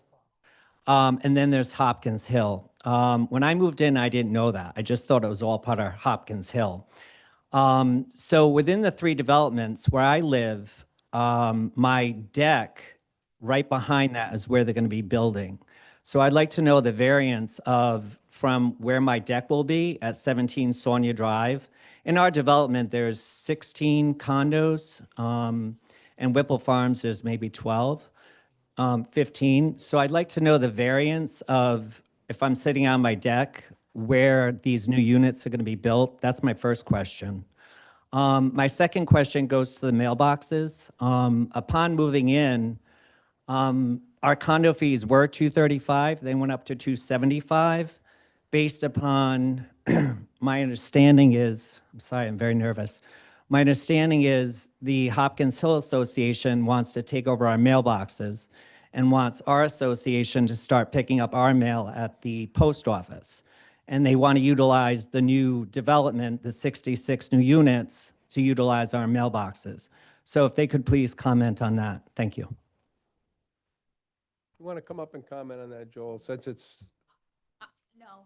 no. But the condo president's here from, and I'm sure. Okay, I know, I just wanted for the location for him, where the development would be. I know, and that's why I wanted to answer this question. We're gonna take him as a whole, but because it was about his house, I just wanted to show him whereabouts that development would be. Yeah, 17 Sonia Drive, right over down. Center to my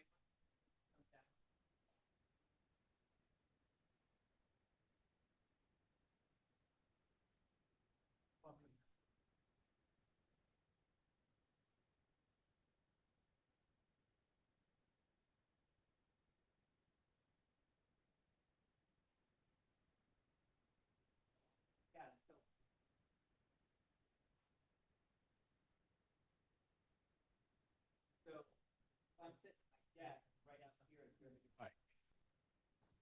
So I feel like But- we're not.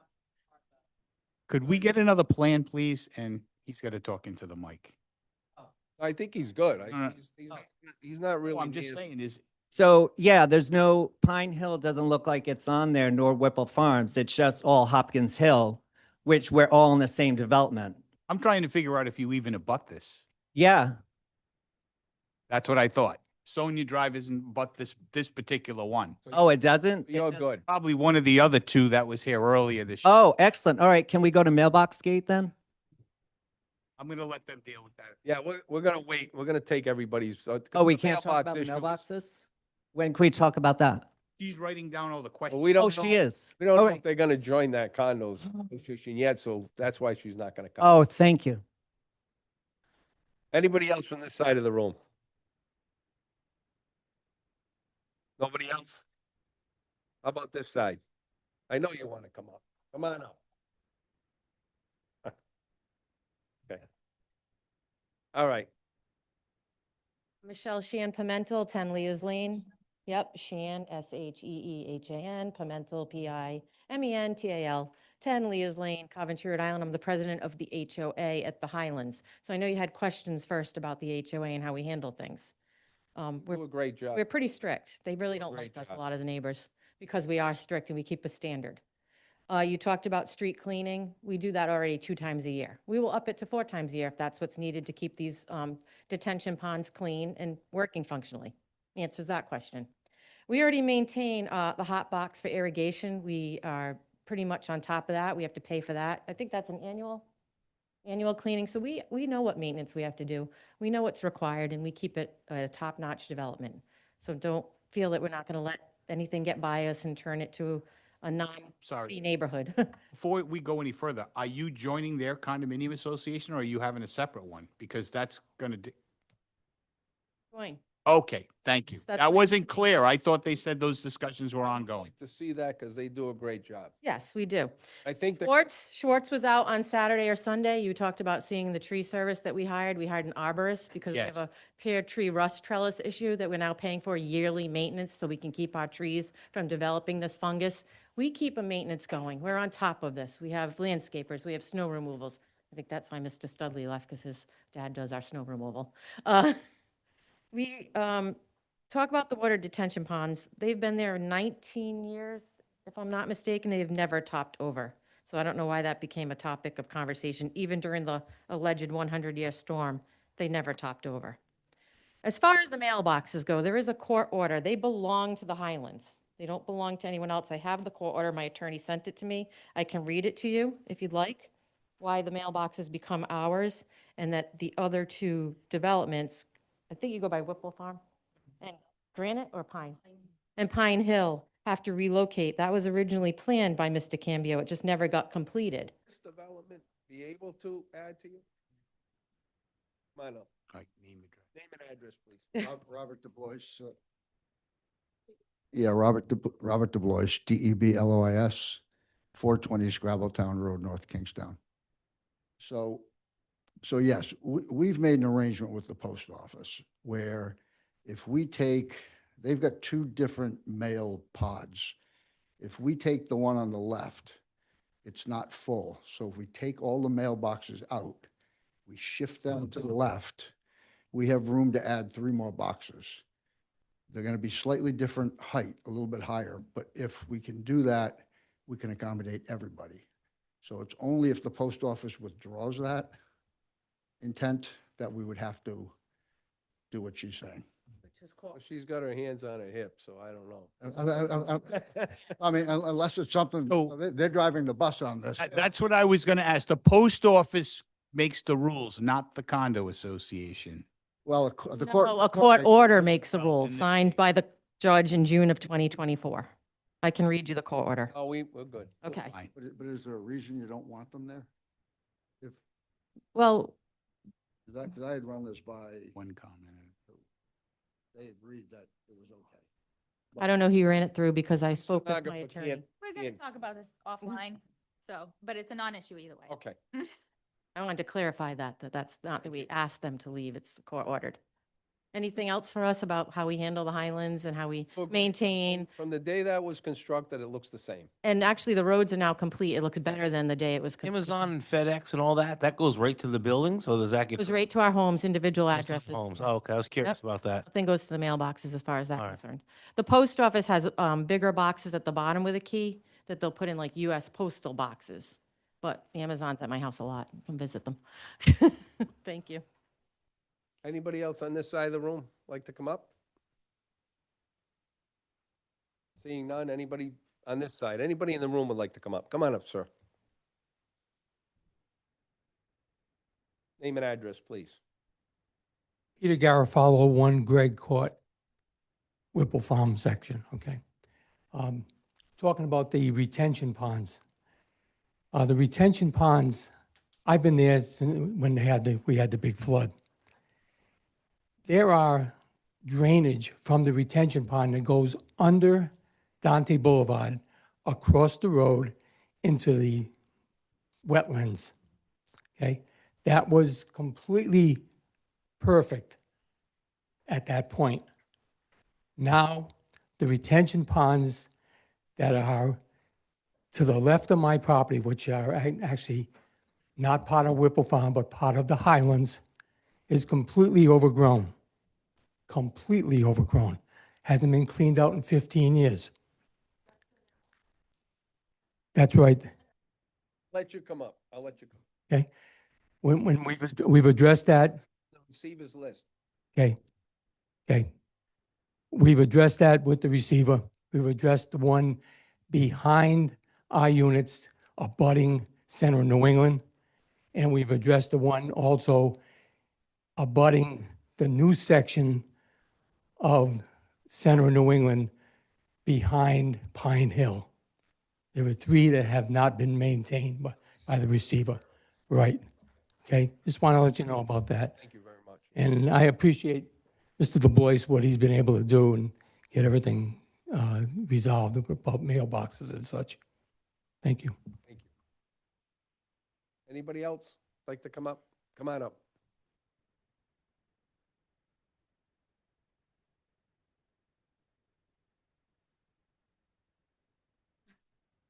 Michelle Shan Pimental, 10 Leah's Lane.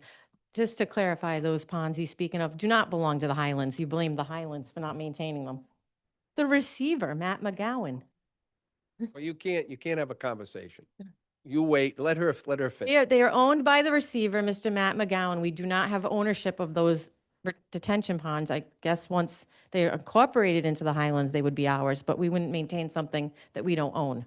It's taking a liability that Eventually, you will own those retention. if those belong into the 66 lots. Yeah, then they wouldn't be ours then. They would belong to whoever that property belongs to. I think staff is writing this down because, they have contact with the receiver. We Yeah. want those cleaned anyways. I agree. They should be clean. They're a mess. And they should also clean the fences along Dante that they haven't maintained that are past the ownership of the Highlands. And as far as the mailboxes, the other issue is the traffic that goes into the mailboxes. We asked that everyone in our development parks in the spots to collect their mail so that we keep that roadway open. And we have a hard time controlling the other developments that use them because they park directly in front of the banks that kind of congest the traffic. So that's one of the other reasons why. People walking to Yes, they do. That's true. Can I ask you something? Is there room to modify that area? To modify the street? To modify that parking or whatever you? No, we have like 5 spots. It's There's no way of expanding it in any way or making it improve. not that I'm aware of. Yeah, okay. No. Well, it's a concern Yeah. that we can't fix. Okay. No, not that I know of, no. I mean, now everyone's getting their mail at the exact same time. So it's not usually an issue. Thank you. Anybody on this side who hasn't spoke yet, like to come up? Come on up, sir. I don't see anybody else. Okay. Sure, Christian Batty, 17 Sonia Drive. Sure, Battey. So why aren't we all part of the Hopkins Hill? It would be so much easier. Why are there 3 developments? I don't know much about this because I just moved in at the end of December, but it would make more sense if Willow Farms, Pine Hill, and Hopkins Hill were all one instead of being under receivership. I mean, it would make sense to me. I don't know how to even Documents. start that conversation. Yeah. We're going a little bit off the rails here, so I'd Oh. like to bring us back center. So It- how can we do it so maybe we could all just be one instead of having 3 different It's developments? not for this board. Okay, all right.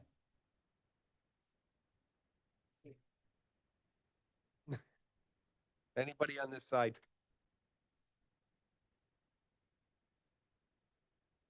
Anybody on Zoom? Put your hand up.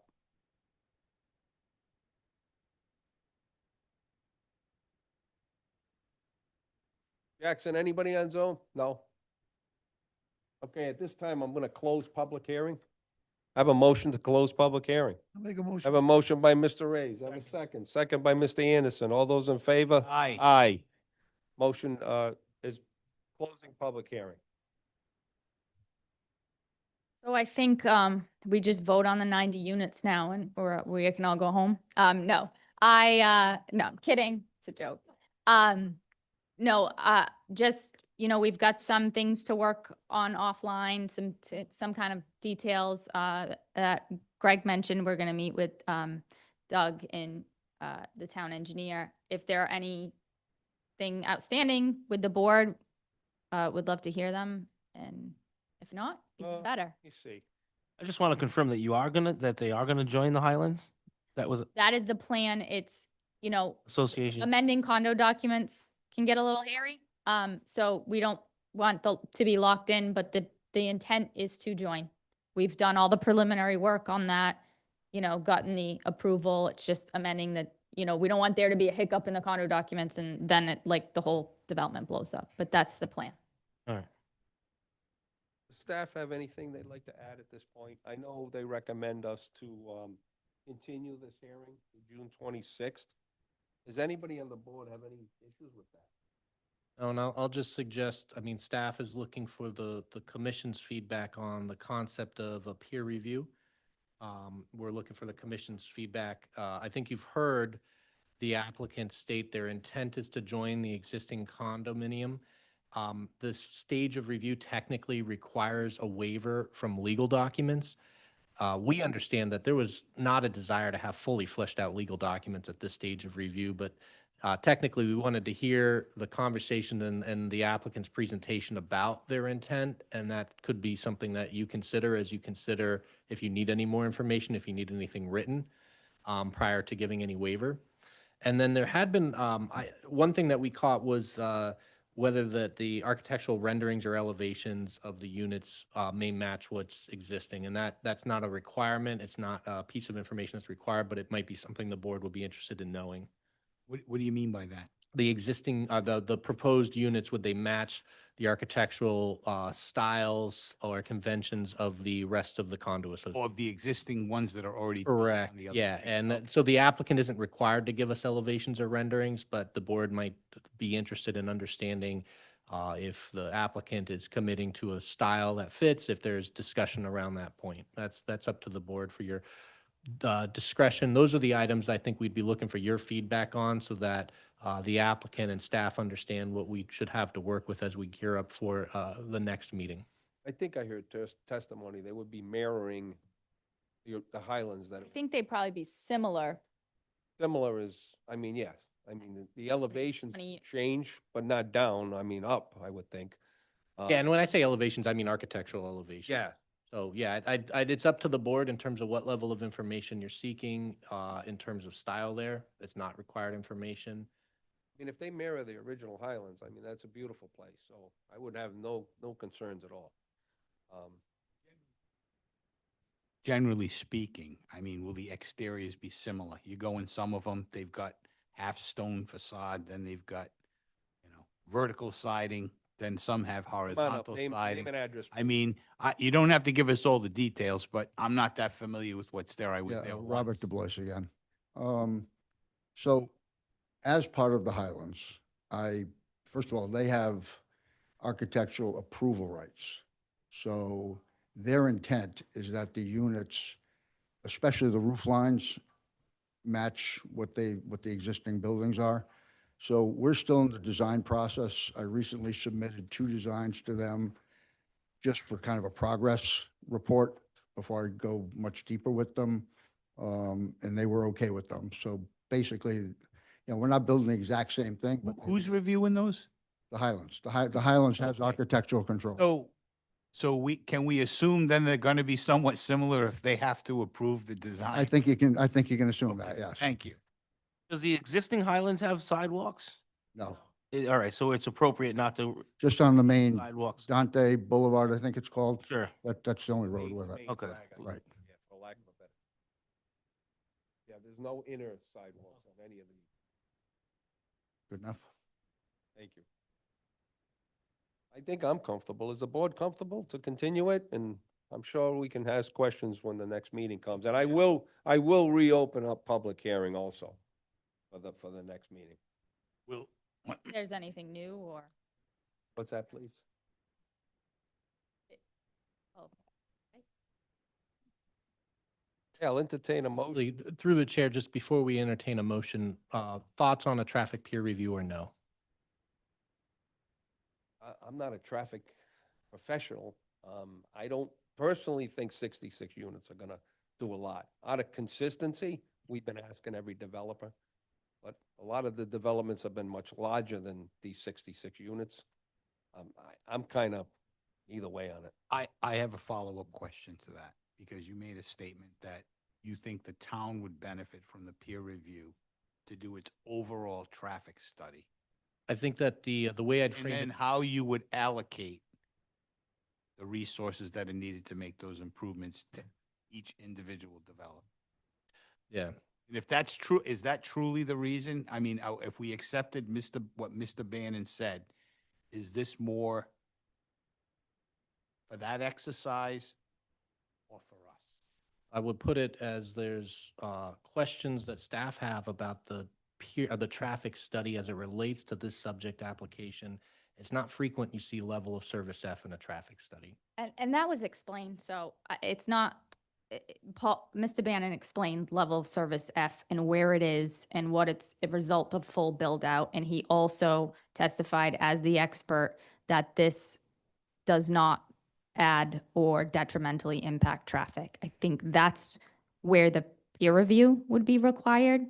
But I think I have a real hard time saying we want a peer review essentially to come up with a bill of what your share is. That's not a peer review. That's, you've already done the full study.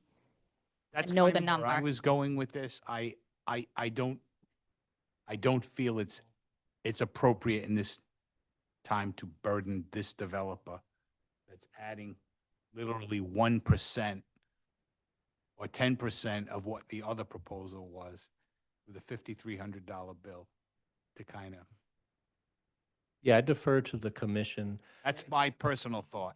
I just a testimony that was here tonight through Mr. Bannon and council. I feel it's appropriate. Doug, I'm satisfied with what was there. He was pretty passionate. I saw several different shades. I'm not a traffic engineer. I can say on the record, I don't think 66 units, what are they, 2-bedroom?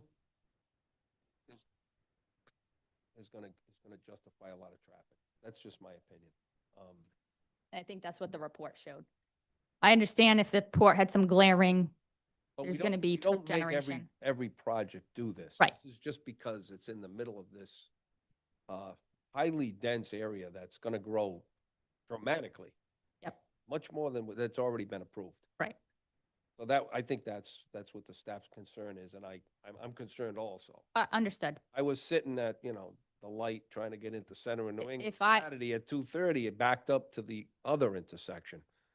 So, traffic is going to be an issue. And if I had 700 units in front of you, I would not be saying I don't need a peer review. So I'm going to hold you to that. that, yeah, I will not. I'm 700 units in front of me. Thank you. Anybody else, anything else from staff? No, no other issues from staff. So we will, based on the guidance of the board, we'll move forward without a peer review. And we will, I think in the next week or so, we're anticipating meeting with the applicant. I think they wanted to ask questions specifically about stormwater Tier C comments, and I think discuss stormwater design overall. I think that could be fruitful, and you may see, the outcome of that discussion in a future staff report on this. Those are the higher level issues that I think were worth discussing and getting your feedback on now. I feel much more comfortable with the drainage after the explanation, because I felt they were detention ponds that didn't go anywhere. They would just overflow. It looks like there was this area was well thought about when it was put together, and I'm happy that it does drain into different areas. Yeah, I think the staff will want to hear from the applicant on that. I think my question still remains, what happens when all of the ponds are filling at once? Right. And they're all looking for what's We've the had a next, lot of- we've what's the had a lot of next problems. low-lying ground? And I think we'll just want to hear more on that and, have an ability. We all understand this. The ponds are ultimately permitted by DEM. So we don't have the ability to deny a project because a stormwater issue when DEM is the permitting authority. However, we do want to understand what are the impacts that could arise from a 100-year plus storm. I think that's worth knowing. It's worth having a discussion about, and how does the system work in those instances where there is anticipated overflow. And that's something that I think we'd like to get down to a deeper level, a more granular level, and we can perhaps report back out on that. Thank you. Okay, I'll entertain a motion to continue this meeting, I believe, to the. And through the chair, if you would continue both the meeting and the public hearing so that as new information comes onto the record, there's an ability. We'll open up public hearing again, but I will continue to entertain a motion to continue June 25th and also continue the public. Mr. Chairman, I'd like to make a motion. We continue this matter, including the public hearing, to the next meeting currently scheduled for June 25th, 2025. Have a motion by Mr. Clooney. I'll second it. By Mr. Smith. All those in favor? Aye. Any opposed? Motion carries.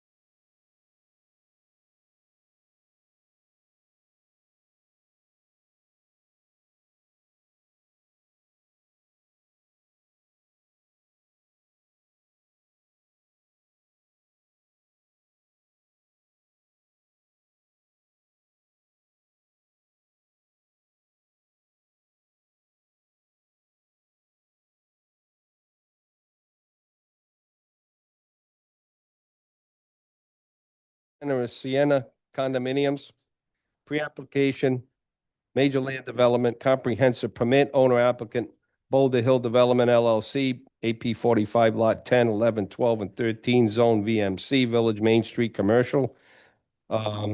It's on Main Street in Jezerick Court.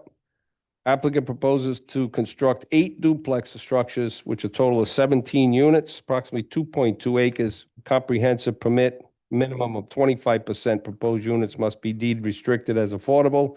Site access is proposed for both Main Street and Kenway Drive. That's it. Owner. Thomas Cronin, 1070 Main Street, Coventry, Rhode Island, for the owner and applicant. That was an excellent preface to my presentation, so I'm not going to repeat it. This is, the combined lot area is 2.2 acres. Currently, the property has 4 small cottages on it. They're not currently occupied, and they're in unredeemable condition. They're in bad shape. There's a gravel drive off of Main Street, which reaches the rear of the property on the western edge of that street frontage. Across Main Street, 2 apartment buildings. Then to the east and west on Main Street are single-family homes. Some of those are almost as old as these cottages, but they've been refurbished and they're in pretty good shape. They're nice homes. And then, of course, you know, the major feature here is to the north is Kenway Drive and then Payne Field. And in particular, at the northern edge of our property is a stone wall and a chain link fence, which abut the skate park, basketball court, I was going to say pickleball court, tennis court, whatever they use it for now, painted 16 different colors. And the parking areas associated with that. That's the northern boundary, and that's certainly the biggest feature in this neighborhood. There's a good slope from that back stone wall down to Main Street. It kind of levels off in the middle. It goes down, levels off in the middle, and then goes down again to Main Street. So if you're standing on Main Street, looking to the north into the property, the elevation change is pretty significant as you go up that hill. So the proposal is to demolish the existing structures and build a small condominium, and the proposed condominium will have 25% affordable units, and that's why we propose this under the comprehensive plan. So we're only a pre-application, so we're here for, you know, discussion of these items. Luckily for us, you know, this area has water and sewer. It's on Route 117, a state highway. There's bus access. That's all we got for public transportation. And, you know, Dave's Market and that associated plaza is within walking distance. In other words, a good location for a dense residential plan, which includes some affordable units. So 8 two-family buildings for a total of 16 units. You know, the math is the math. These are going to be 2-story, 2-bed units, approximately 1,000 feet per unit. So they're going to be pretty modestly sized condominiums. They have single-car garages and 2 parking spaces in the driveway for each. So we have 48 spaces shown where 32 are required. So the number of units is consistent with the minimum density bonus for affordable housing under state law. So that they described, you know, 5 units per acre kind of minimum bonus. And we're in line with that with this project. So access is, you know, an unusual thing. We've already made a couple of references to it. Main Street in this area is tight, right? It's going to be a driveway off of Main Street up that little incline that I just described.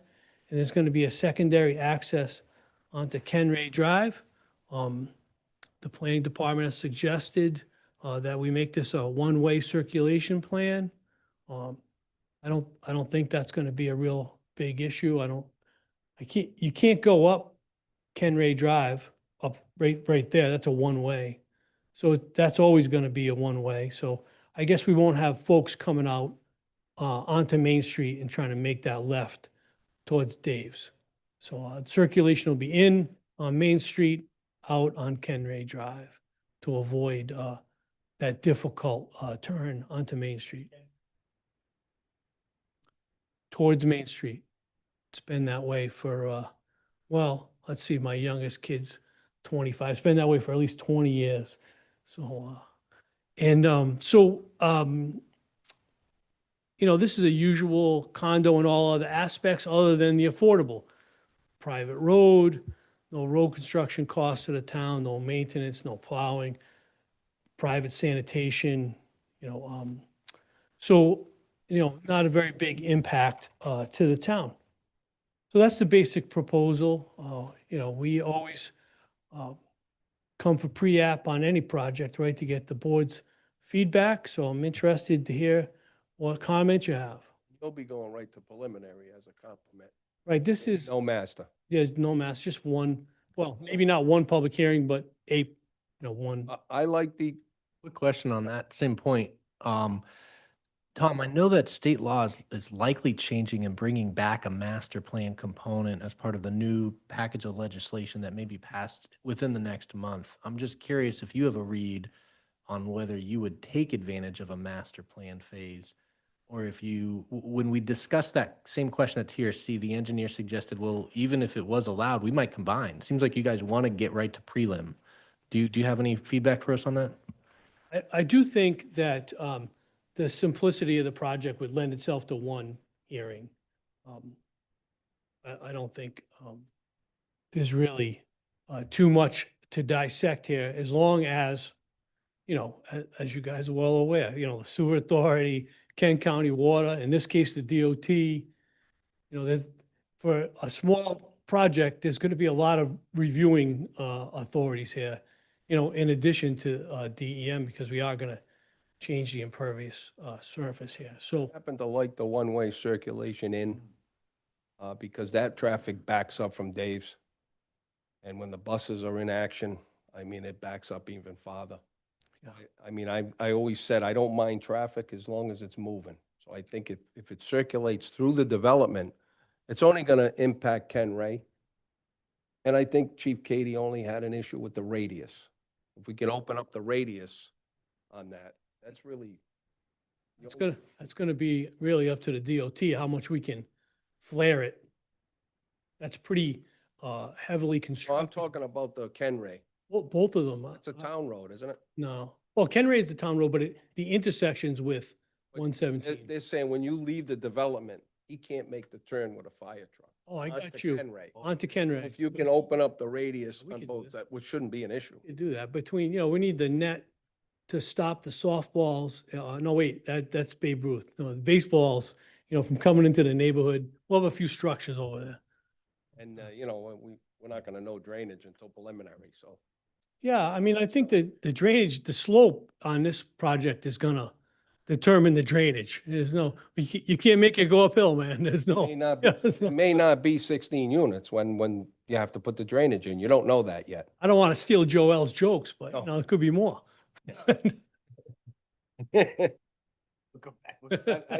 In my opinion, I mean, and I think that's a good area for this. Just knocking down those, I don't even know what you call them. I like them, and I had a client look at this and that Around wanted to that save them and build more. I thought that was a cool idea. The people around that neighborhood have really, Yeah, the adjoining houses are, yeah, approved. even I saw, Yeah, you know? yeah. Very. Nobody ever parks on the side of Ken Ray? Not really, not really. It's hard. They share that entrance, right? Yeah, so, right, if you go past Jersey, maybe, Ken Ray, and then that's the entrance to Payne Field.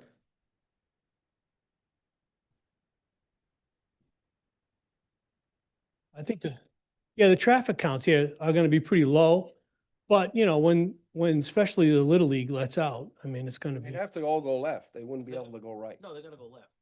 yeah. Correct. Left, right. That's a good spot. Way right there. Yeah, I don't remember seeing. It's a recreational paradise, that's how we're gonna sell it, Chuck. Tough. Yeah, that's,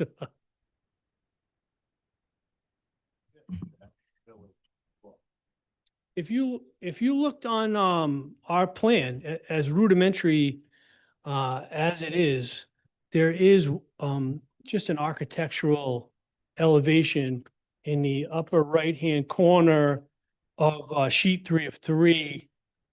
You know, it's pretty basic, but you get the idea.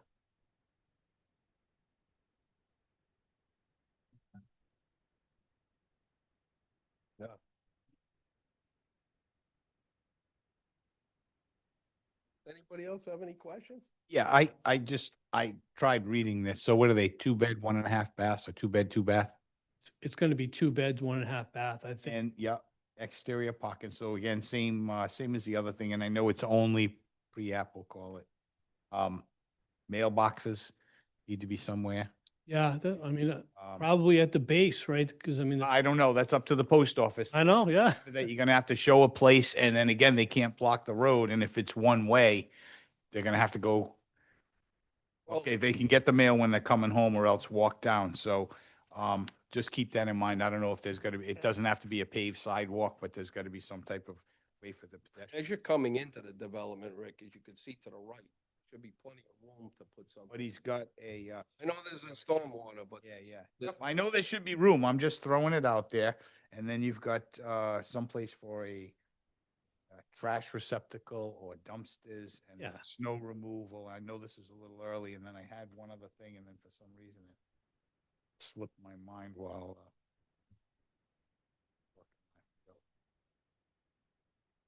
was. Yeah, I think it's a good spot. Okay. I gotta ask for comment. Go ahead, Doug. And then through the chair, I think that there's a few things that staff had suggested that we'd be interested in the board's feedback on and maybe hearing from the applicant. One was the 2 units that are in that location now. Is it fair to say, Tom, that they're beyond repair? That is my understanding. I mean, you never see me up here with a hammer. Yeah, yeah. So, but that's what I've been told. And I think that'll be, something that we'll want to hear about.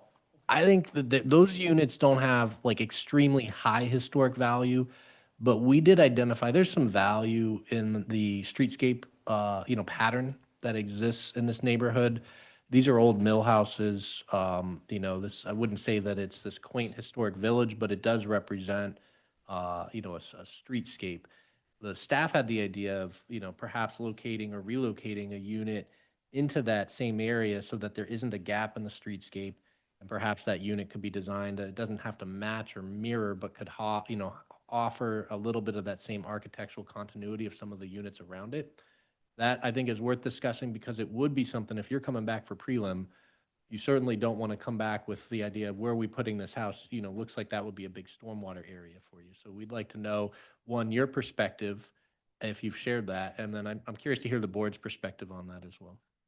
So I'm not sure because of the slope, there's going to have to be some drainage component right there because of the state highway. And then across the street is unfortunately poorly constructed, low-lying.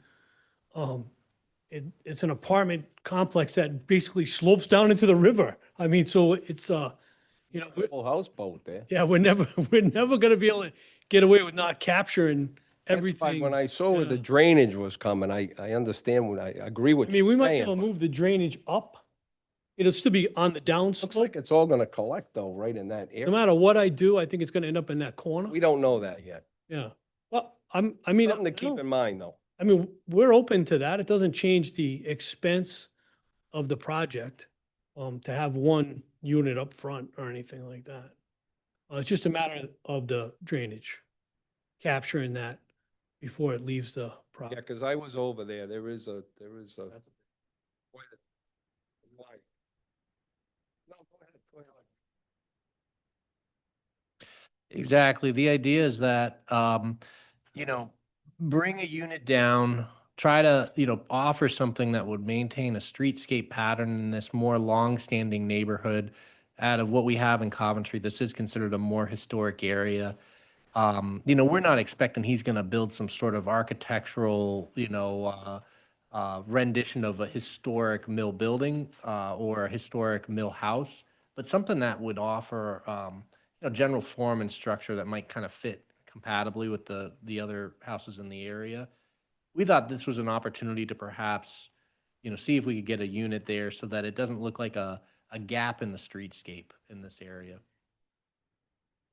Where the existing houses are, exactly. The idea is if you're removing there's two houses there, two tiny houses. We're not saying add two tiny houses. We're saying, but offer, instead of removing them and providing what looks like it'd be landscaped area, offer something where there might be a structure in there to kind of fit. No, it's getting late. Sounds like you want 17 units. You know it, Rick. You know what I'm thinking. Let's talk about my bonus unit. Well, the idea is if you're not counting in fours, the 17th unit is affordable. My calculations, 16 is, you're already getting a bonus. 'Cause Yeah. it's a little shy of 16. If he wants to maintain the streetscape, why don't we just leave these buildings in the back and create one more housing unit in town and put it right in there on that lot? Just make it a small one, just a tiny 2-bed affordable unit and have an extra affordable unit. That's the idea is if you count comprehensive permits, you count in fours. Sorry? If you count comprehensive permit, you count units in groups of 4. Out of every 4, you need 1 affordable.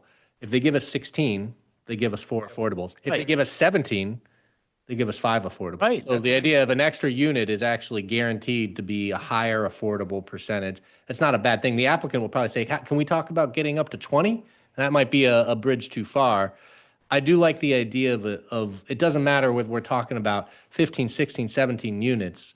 We like the idea of considering having the applicant explore, could they do a structure there? What would that look like? Something that mimics that style that's there. I would, something that they look at the buildings right around it, just simple form, simple structure, simple style to it. It helps kind of make sure that streetscape looks similar to what it has been historically. There was a thought. Planning's not going to die on this hill, but we did think it was worth having the applicant explore it. Yeah, I think, if it'll fit in with the drainage and the entry street, then Talking to staff before you relimit your. I'm up to 17 already. Okay, thanks, guys. Right, I gotta just ask for public comment. Sure. Does anybody on the board have any other questions?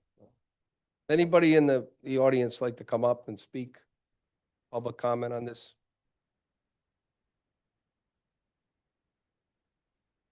Anybody on Zoom? Raise your hand. Anybody, Jackson? No? Okay. I think we're good. Thanks, Tom. Worth the wait, huh, Tom? Oh, yeah.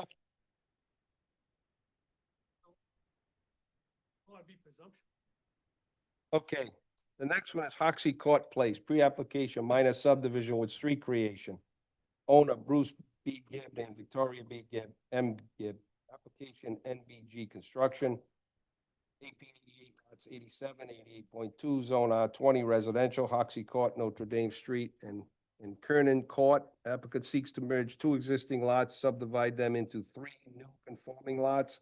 The existing dwelling at 34 Hoxie Court will remain on proposal lot 2, which will be 1.24 acres in size. Proposed lots 1 and 3 will be 0.46 acres in size respectively, and would be developed within 1 single-family dwelling each. All 3 lots would be accessible via Notre Dame Street, terminating into a cul-de-sac. You're leaving me less and less to add here. So with me today, the applicants and Julie Ramundi from Situate Survey, pre-application. So this is in a funky little area. We got Notre Dame Street coming off of Hill Street, Hoxie Court coming off of Fairview Avenue, and Kernan Street coming off Brown, all terminating at these 2 lots. All those streets, side streets, just end at these 2 lots. It's certainly not the dream scenario, but that's where we start. So there's a single-family home located there, has a driveway across the lot, onto Hoxie Court. That's what exists right now. The smaller lot is undeveloped. It's a pre-existing non-conforming lot. It's a buildable lot. Has access on Notre Dame and Hoxie. So that's where we start. Kieran, it should be noted that Kiernan Street, which is the front of the existing house, is really more like a dirt or gravel path. The other two streets are paved and have utilities and streetlights, and Kernan's kind of a little bit of a different animal, just to explain to you where we're coming from. So the existing single-family home is going to stay where it is, and its vehicular access is going to stay on Hoxie Court. The other lot, the 3/4 of an acre, is going to be merged into that lot to form one area. It's going to have about 2.5 acres of area. And then we're going to take that area and we're going to divide it into 3 lots, one for the existing home and then 2 new house lots off the cul-de-sac, which is the main feature here. So we're proposing a street extension of Notre Dame into a small cul-de-sac. The street frontage for all 3 lots would be on that cul-de-sac. It's a conforming cul-de-sac. We drew in the middle as is required by the ordinance. And at TRC, they said take out the middle like they do to everyone else. So, well, it's not going to have that center island. Someday DPW and the zoning ordinance will agree on that, but Consistent with that. yeah, for sure. It's a nightmare for everybody. Yeah, W for fire. And nobody Yeah. maintains it. yeah. So it's coming out. It's here because it's required. But at TRC, we agreed it's coming out. So the ones that are in the cul-de-sac, those are conforming lots. All of them, They're all of the resulting lots Will be, are conforming lots. We're not asking for any variances. They all have 120 feet of frontage, front setback at 35, side 20, and rear 40, and they're at least 20,000 square feet. So resulting 3 lots are conforming. There'll be single-family homes. They're gonna have public water. They're gonna have OWTS. The use is consistent with the existing home. So there's actually a very nice home there. And these other ones are going to be built, to mirror that kind of style. So it'll be colonial style homes, so that it looks like a little cul-de-sac neighborhood is the goal. And those, I'm here before the board, we're going to sell those 2 houses. They're not for occupation, right? This is our plan. So, so those 2 lots are gonna travel on Notre Dame, right? So Notre Dame's not a very long street either, but it ends up on Hill, and then you could go right downhill. Hey, that's like a little pun, right? Or left uphill. So that's our proposal. That's the basic. I don't know what Alex and David are analyzing over there, but I'm happy to answer. Okay, yeah, tough to see. well, so I guess, reading the staff report, I watched the TRC and Yeah. it was asked to explore connecting the roads. My concern is we would be making a non-conforming lot by doing that, I believe. I would like to see it explored to see if there were conforming lots. I No, don't like making non-conforming. yeah. I have a few concerns about the through street, and that's, one of them is that it's resulted in a Make a non-conforming lot. Lot. And the other one is I can't use Mr. Colonian's rule and leverage another house lot out of this because there's no more space, right? If I build a street that's 300 feet long at $750 a linear foot to town standards, I'm approaching $300,000 for a street where I'm only going to get 2 new lots, and it's just not going to work. I have a question. It says public width varies, but predominantly, what is the width? I'm looking at the width of Hoxie Court as shown on the plan. And I don't. It's think that's- it's And then we got 18. Notre Dame, which says 40 feet, and I know it's 40 feet, but how much of that's actually paved? So on Hoxie, it varies between 16 and 18. Yeah. Only one car can pass.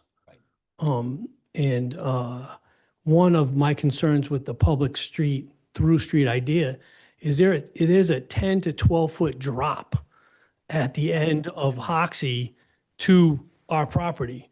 You know, so this, we couldn't build a street that went through. We would have to build it up. And then I don't know what that would do to the house lots either, right? I mean, we'd have a roadway above the existing topography. But so, yeah, Hoxie is too small for the people who live there now. It's probably 6, 7 houses, probably 5 of those are on the Coventry side. That's another issue that I have with this through street idea is that more than half of Hoxie Court is in West Warwick. And those folks live in West Warwick, and I don't know what West Warwick thinks about me plowing through Hoxie Court. I'm not sure.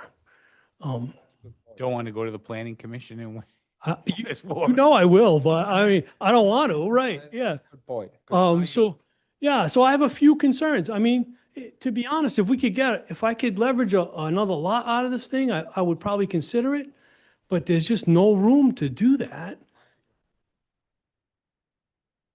Yeah.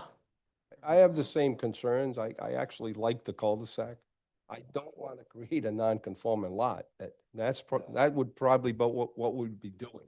Yeah. And then would that lot be sold, that house be sold, and then you'd be falling under a non-conforming lot. So if you wanted to improve that lot, you'd have to go through hoops as a non-conforming lot. why would it be non-conforming other than the size?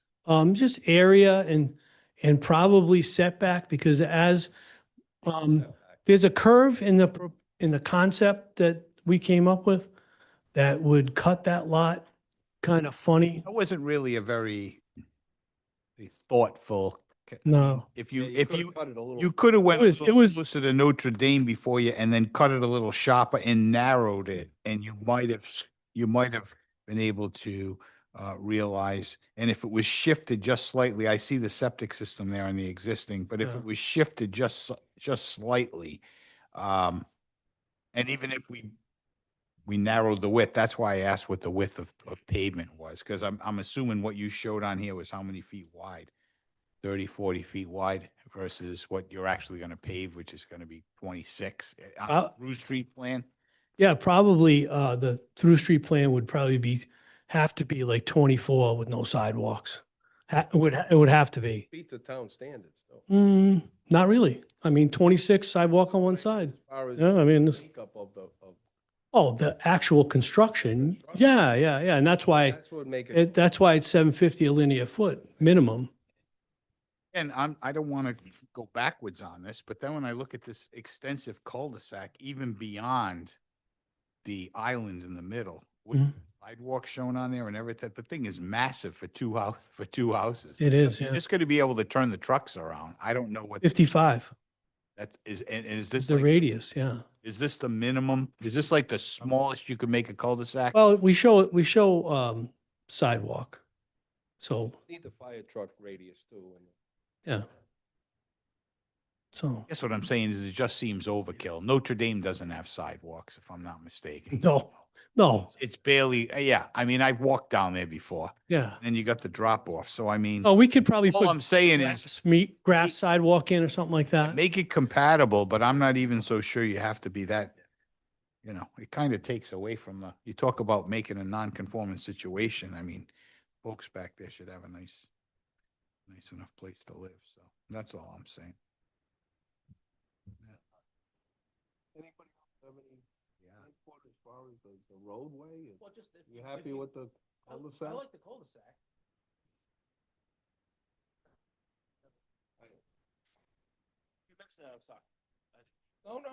No, I agree with you.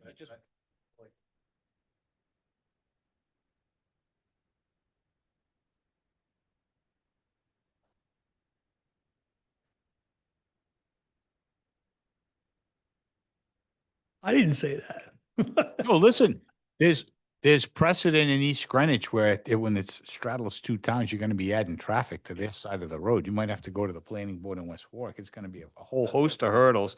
And the width isn't standard now, but let me ask, I'm sorry, through the chair, Mr. Smith, does the town actually go up there with the rubbish refuse trucks up Hoxie Court and pick the trash up right at that property line? How do they get back down? In someone's driveway?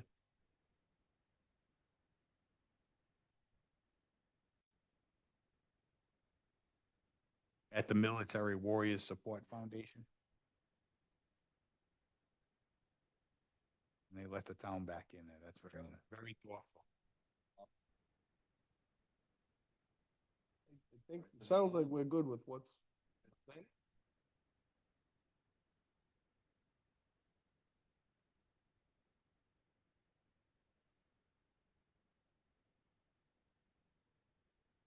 I was trying to figure out how we could find a turnaround on the Hoxie Court end in exchange for not having to make the street go through, but it doesn't look like there's much room. Okay, so. Go ahead, you got. One thought, and this is helpful feedback. I mean, planning staff thought it was worth exploring the through. Yep. This is a helpful use of the pre-app to get the feedback and this applicant before they do any heavy engineering to really know this is the design we're thinking of. I'm noting that Notre Dame does not have sidewalks. So I'm wondering if your design is anticipating giving us sidewalks or if you would actually use this pre-app to explore the board's comfort for a waiver. Usually we don't require sidewalks if there's no sidewalk network to connect to. So that's worth you knowing before you sharpen your pencils on that pavement. You didn't get an extra lot, but you're eliminating sidewalks. All right. Well, how do you guys feel about no sidewalk on my cul-de-sac? If they want to put them, I mean, it's depends on the aesthetics, but. Yeah. I mean, if we could save the space, pavement. You would wise- you'd have more pervious area, Yes. so. No, it connects to nothing.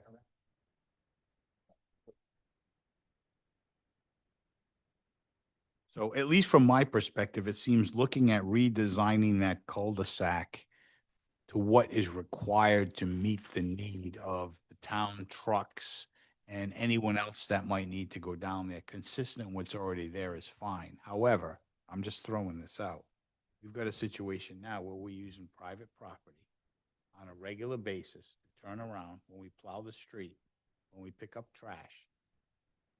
If, and I'm not holding it, just we've worked well in the past, explore the possibility of some type of an easement or a turnaround at the end of Hoxie Court so that the town doesn't end up 5 years from now with, I don't want the town trucks turning around on my property anymore. Because and again, somewhere over in there where you could, I saw that, but it would all have to be to the right. But right now, it looks like what they do is they go up and then back into the property, and then it'd be like a hammerhead. And it would actually benefit because now they get a little bit more room to maneuver at the end of the existing paved driveway. And I'm not looking, it would like be within that 40-foot setback. It would just be an easement for some type of turnaround. It doesn't even have to be paved. The only thing about that, Mr. Clunian, is that severe slope. Oh, it slopes? It's a severe slope on our property. Yeah. So, So I mean, but we could provide it, but I don't know if they'd be able to get back up in some conditions. what happens at the Military Warriors Support Foundation next door? If he's got that built up, he's higher, That's high. It's literally right at the property line. It just drops off. Okay. I don't really know. All right. Okay. But no, but I'm open to that idea. Like, we can take a look at it. Just, that's all we want. That's all I asked for. Just take a look at it. Say, you know what? We came up with a good one for the town and we appreciate you guys only requiring a cul-de-sac to meet the town's needs and not looked at the regulations because there's only 2 houses there. Right. And they're each going to go in and out and go to their driveway with the exception of the one day a week that the trash truck comes and the recycle truck and then whenever there's a snow event. Other than that, it's less for the town to maintain and less for you to have to build. But in return for that, if we could help the town out on the other side, I just thought it might be beneficial to at least explore it. And that's Sure. it. Mr. Smith, I don't know, fire truck, full-size plow truck, what kind of turnaround area do I need? So, Okay, sure.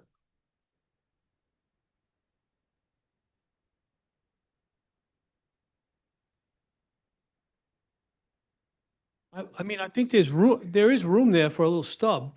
I got the slope to deal with, and then I got, I was there today, yeah. Right. Hmm?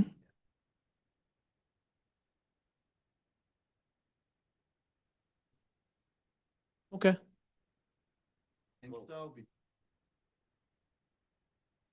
Yeah. That's my only concern is the topography. Well, just explore it, Tom. Sure. Or we can ask you. Okay. Everybody good?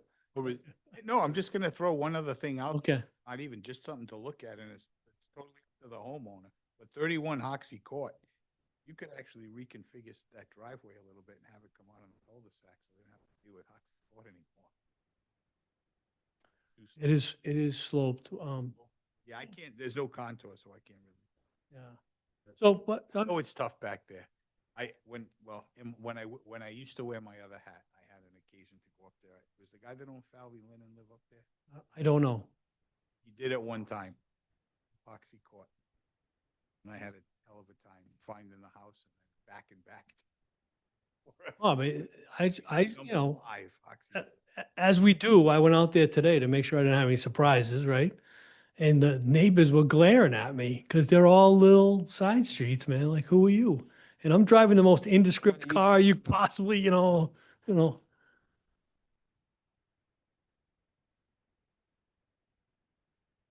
Yeah.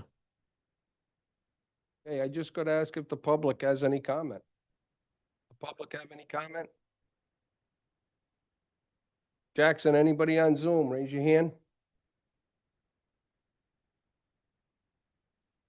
Hey, I think we're good. I think we're at director's report. I think we'll give you a break. I think you guys have done enough tonight. I left it on there and I probably will leave some type of code item on there if we need quick updates tonight. It's not necessary. So I appreciate it. Motion to adjourn at 9:18. All right. All those in favor? Aye. Aye. Take care.